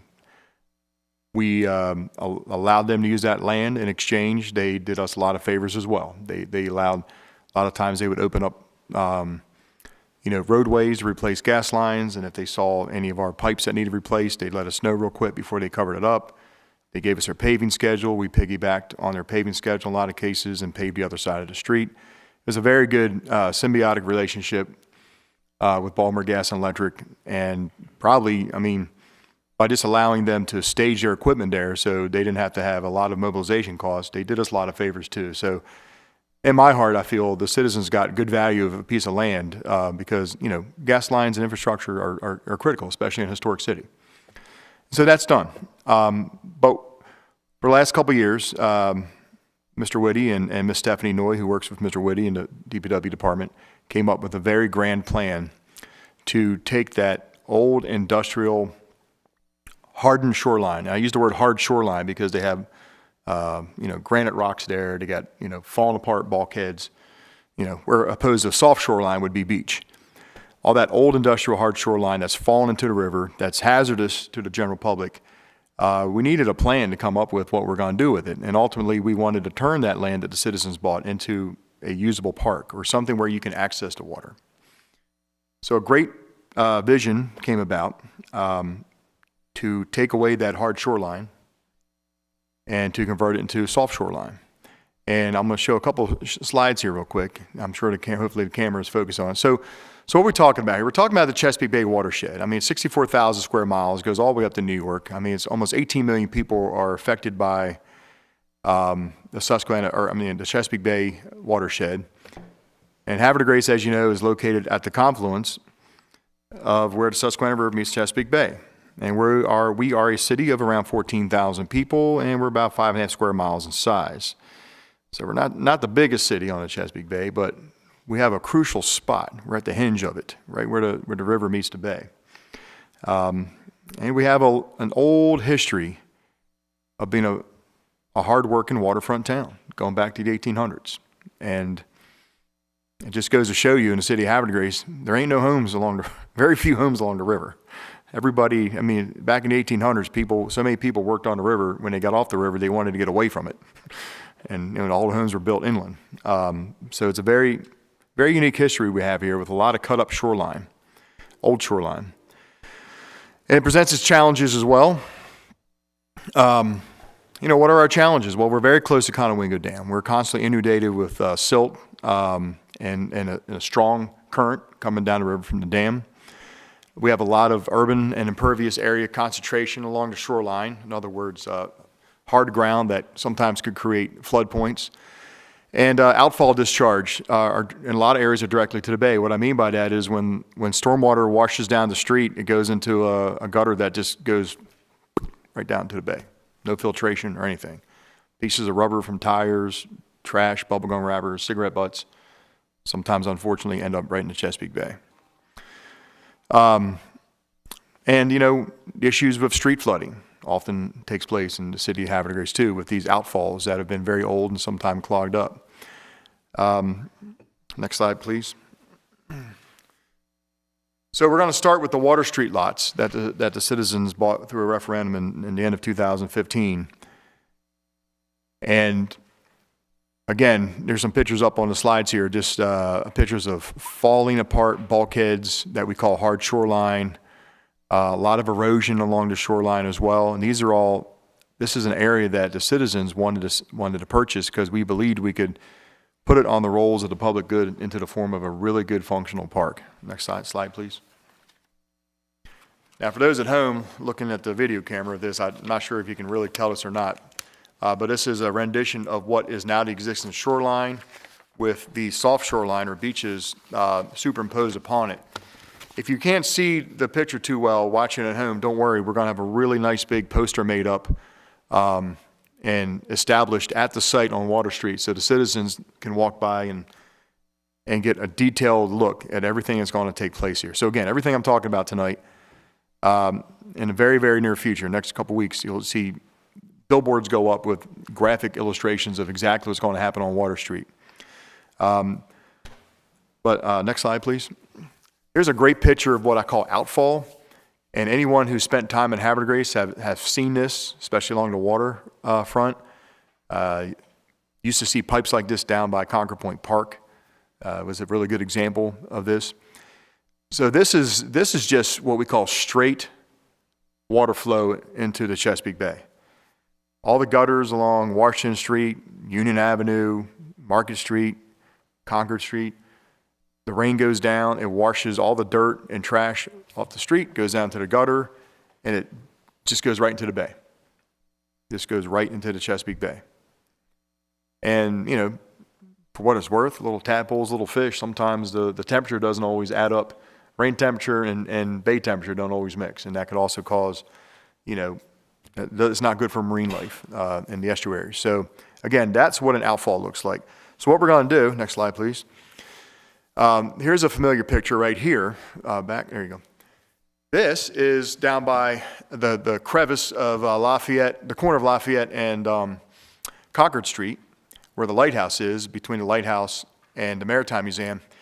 That used to be a concrete, busted up outfall, which straight rainwater with all little bits of trash used to go right into the Chesapeake Bay.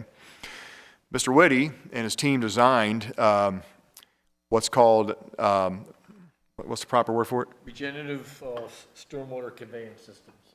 Okay, regenerative stormwater conveyance system. I just call it like a man-made wetlands, but I knew there was a proper word for it, so that's the last time I'm saying that, regenerative stormwater conveyance system. So basically what that is, the water still goes down the gutters.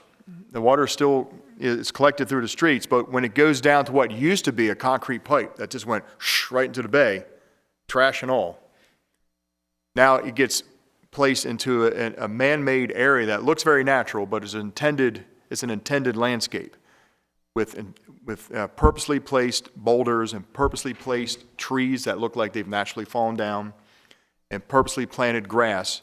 So as that stormwater and rainwater goes through there, it gets naturally filtered and it slows it down so the temperature can also acclimate to the bay temperature.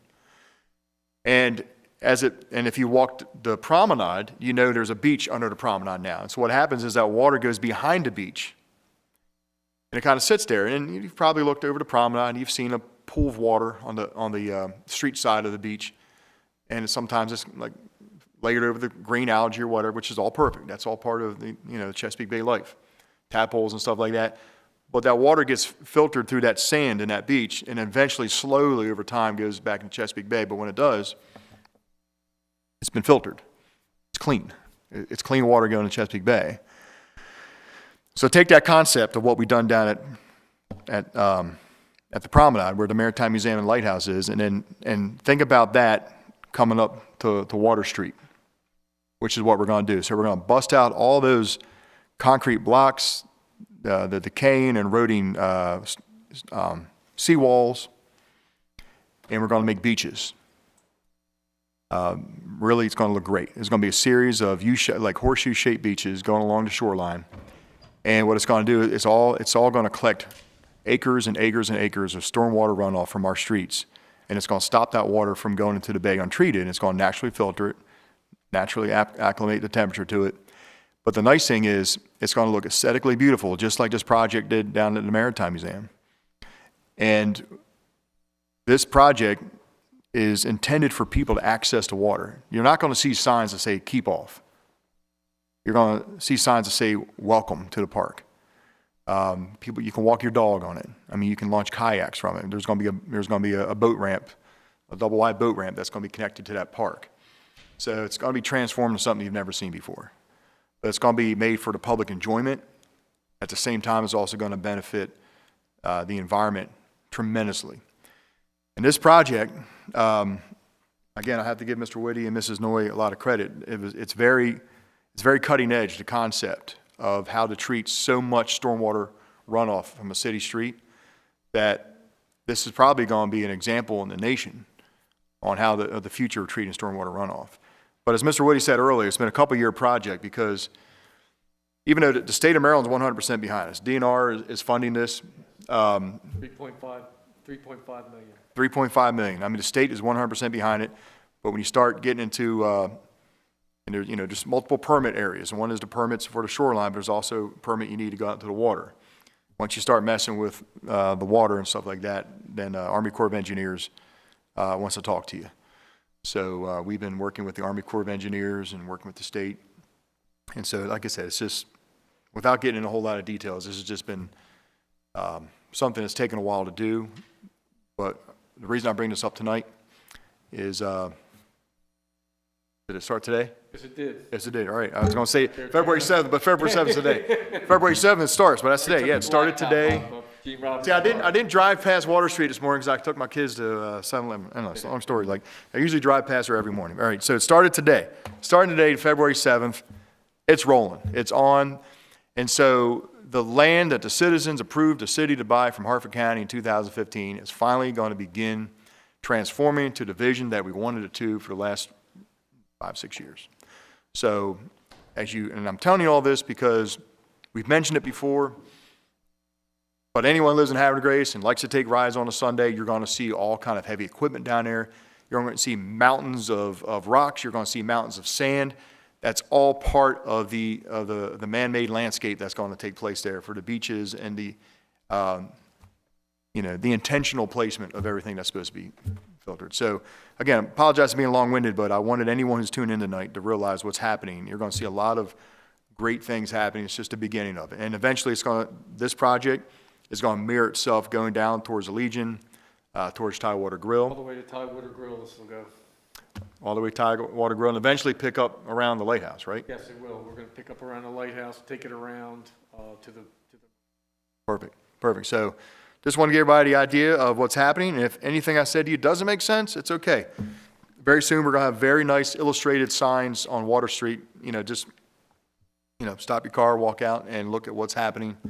And or if you have any other questions, just shoot an email to City Hall or stop by City Hall, and we'd be happy to explain the project to you. So this is great stuff. So thank you, everybody, for tuning into that project. We're so excited to have it start, and that's why I wanted to focus on it.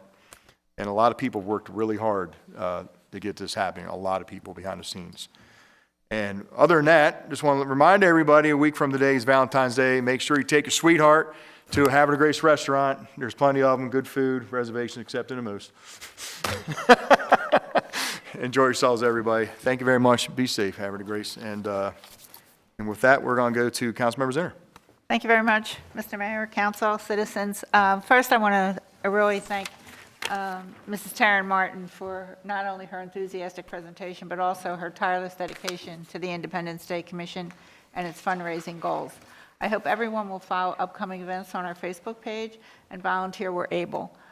Please also consider participating in the parade with a presentation mirroring our America the Beautiful theme. And I want to thank Council for approving the 4 events that were on the schedule this evening for a great Independence Day weekend. I also want to congratulate the volunteers who planned the many events for January's Burns Night and Celtic Festival. Much planning and many hours went into this celebration to secure vendors and entertainment, along with dinner venues. While the weather did not cooperate as much as we would like, our residents enjoyed, and our out-of-town guests enjoyed an opportunity to have a festive weekend, and hopefully next year, we won't have the snow. We'll have the cold, but maybe we won't have the snow. I want to remind also the residents who have senior girls planning to attend college or trade school that the Seroptimists are awarding 6 scholarships. Applications are already at the schools. The deadline is April 4th.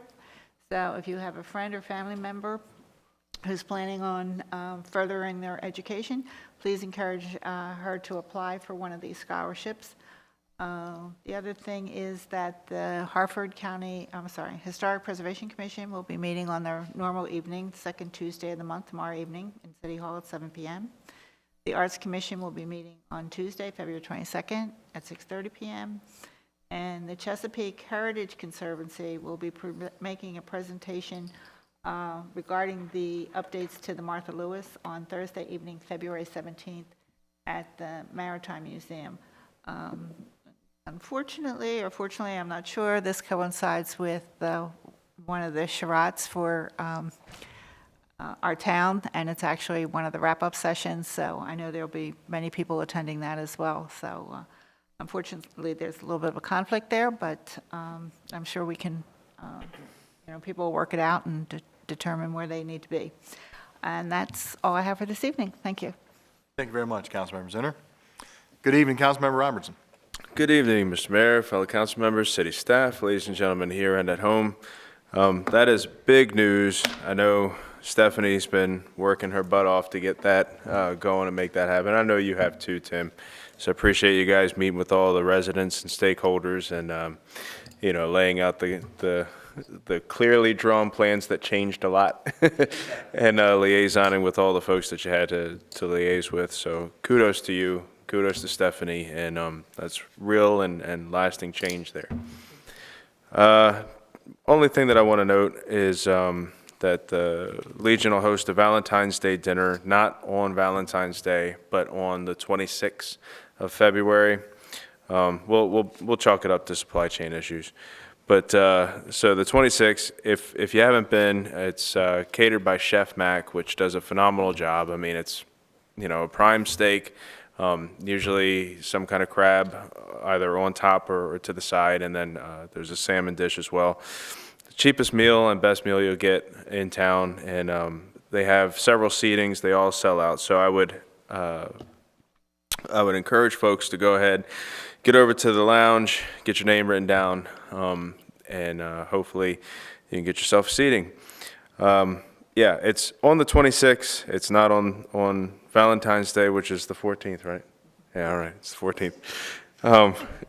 But it's still a day for love, and, that's amore. Mr. Mayor, that's it. Thank you very much, Councilmember Robertson. Councilmember Martin, good evening. Good evening, Mr. Mayor, council members, staff, and citizens. Speaking of the Winter Celtic Festival, I want to thank DPW and the police department. Snowmageddon happened on a Thursday night, which was the Bonnie Knees contest and events. And you responded well. We were able to get around town. I want to thank the American Legion. They went above and beyond. They helped host a Highland Winter Celtic game.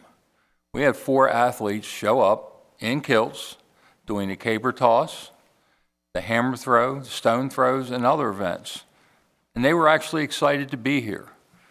The vendors are willing to come back.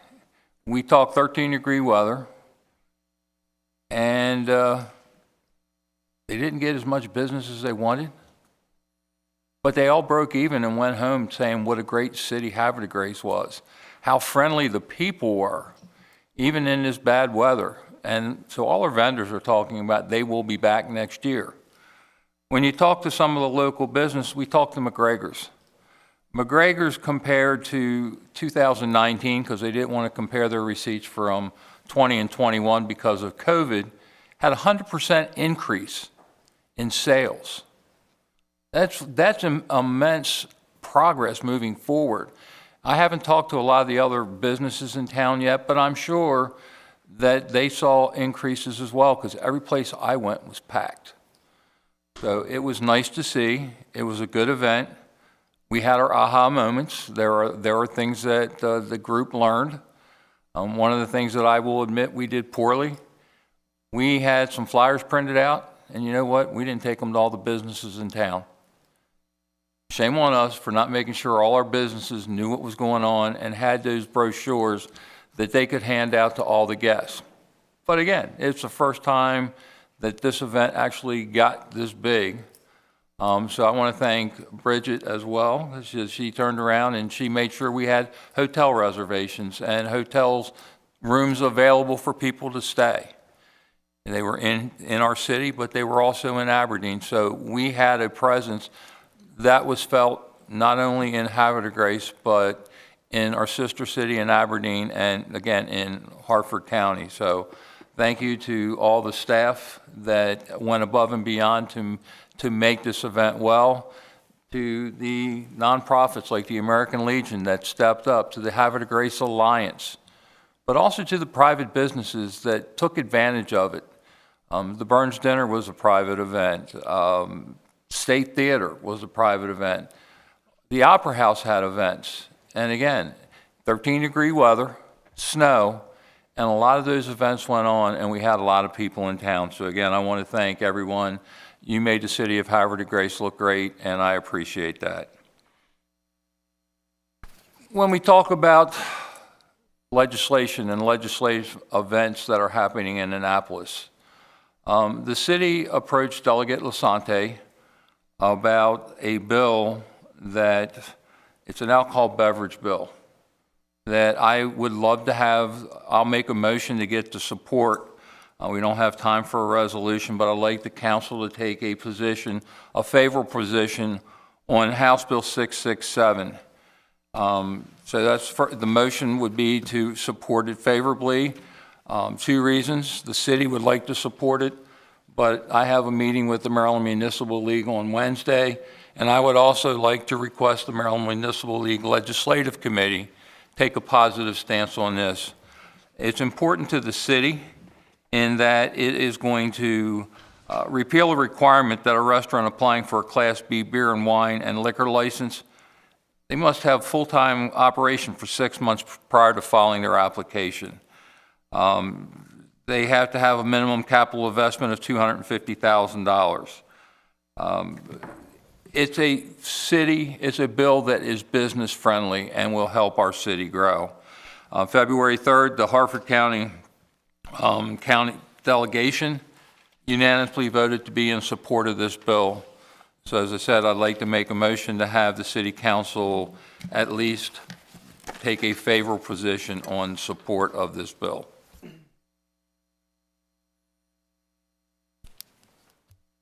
Form of motion? Form of a motion.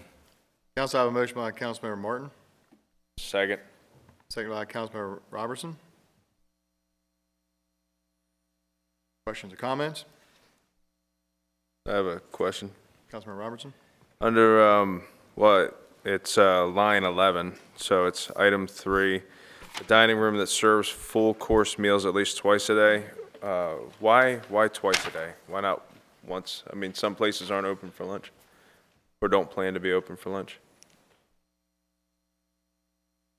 And that is a question I will ask Delegate Lasante. Yeah, if you could just follow through I with can that. follow Otherwise, up, it and I will makes... give you a report back. Thanks. Because otherwise, I mean, you know, this is just one of those stupid, dumb things that government does sometimes to hurt small businesses. I mean, you have like local chains that'll open their second or third restaurant in the same county and still have to wait that, 60-day waiting period before they can start selling liquor. You know, it's so stupid.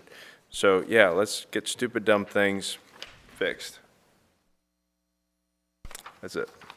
Thank you, Councilmember Robertson. Councilmember Ringsager. We just got this, right? Like, I didn't miss it? Yeah, no, we just got it. It just came out. It moved forward quickly.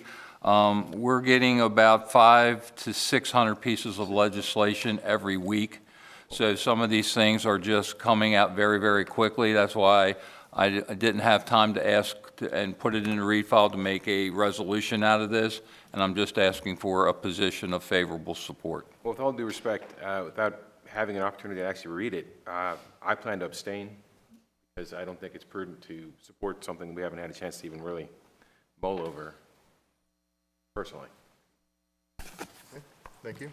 Any other questions or comments?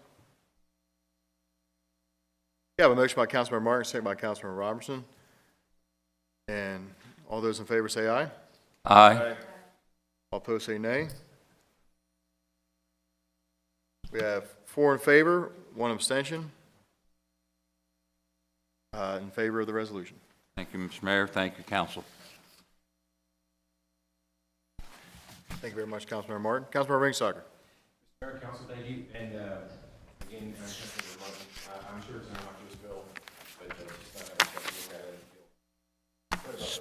Speed read. The Wage and Benefits Commission will be meeting on the 16th. We need to exit 6:30, 18:30 hours.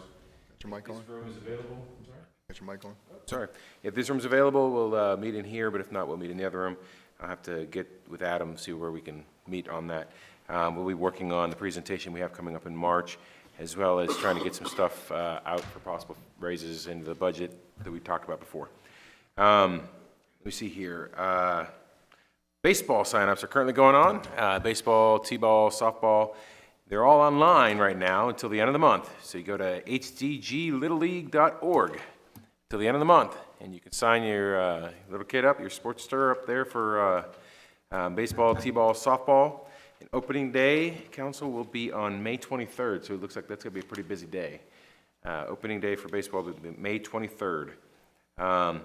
Do want to congratulate Lou and Terry Ward. My first job, Lou gave it to me over the Bayou bussing tables when I was a kid. So congratulations to them on their retirement. I'd like to thank the scouts from Troop 965 and Leveled for coming tonight. They did leave early, but they had a few requirements to sit in on council meetings and then ask about specific issues that we discussed during the meeting. And so during the break, I went over there and worked with them about the fence we had voted on. All this talk about Valentine's reminds me when I was a kid, we'd get these little gingerbread Lebkuchens in German around in there. It said, Ich liebe dich. And it's just, I wish I could find those for my kids. My kids, I don't think I've ever had them. But one thing I don't love is these new lights. They're just so bright, I can barely see. I think it washes out my lustrous full head of hair. Makes me look like I'm going bald. I don't know. That's the reason. That's it. But since Dave Glenn is not here, I will say for him, Warrior Proud, Grace on top. Councilmember Ringsacker, is it May or April 23rd for opening day of baseball? I said April, didn't I? I thought you said May, that's why I'm Did I asking. say May? Oh, I'm sorry, April 23rd. Thank April you, 23rd, thank you. Thank you, sir. I was so bright, I couldn't see my own handwriting. Thank you very much, Councilmember Ringsacker. We're going to go to Councilmember Boyer. Good evening. Thank you, Mayor. Just wanted to let you all know that the Cultural Exchange Commission will be meeting on the 16th of February at 7 p.m. I believe we're meeting here in these chambers. And also to let you all know that we have great news. Our friends from Mumbles will be visiting us. We have a small group, not the full group, a small group will be coming September 29th to October 5th. And we're very excited, and we'll be starting the planning for all of that. And I want to thank you all for your votes and support for today for the tax incentives. And as an early Valentine's virtual kissy emoji face thing sending to you all, thank you very much, and have a wonderful Valentine's Day. Well done, Councilmember Boyer. Thank you very much. So we're going to move on to item 19. We do have a motion to move into a closed session this evening for legal consultation with the city attorney. And I'll hand that off to Councilmember Martin. Thank you, Mr. Mayor, Council. At this time, I move that after agenda item 20, council go into closed session on Monday, February 7th, 2022. This meeting will be closed under the general provisions, Article Section 3-305, B7, to consult with counsel to obtain legal advice, B8, to consult with staff, consultants, and other individuals about pending or potential litigations.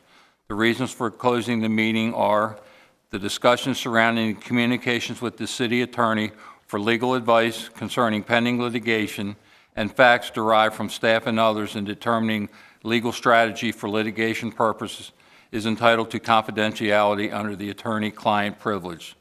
The council will not resume an open session after the closed session. Council, thank you, Councilmember Martin. Council, I have a motion by Councilmember Martin. Have a second? Second. Second by Councilmember Ringsacker. All those in favor say aye. Aye. All opposed say nay.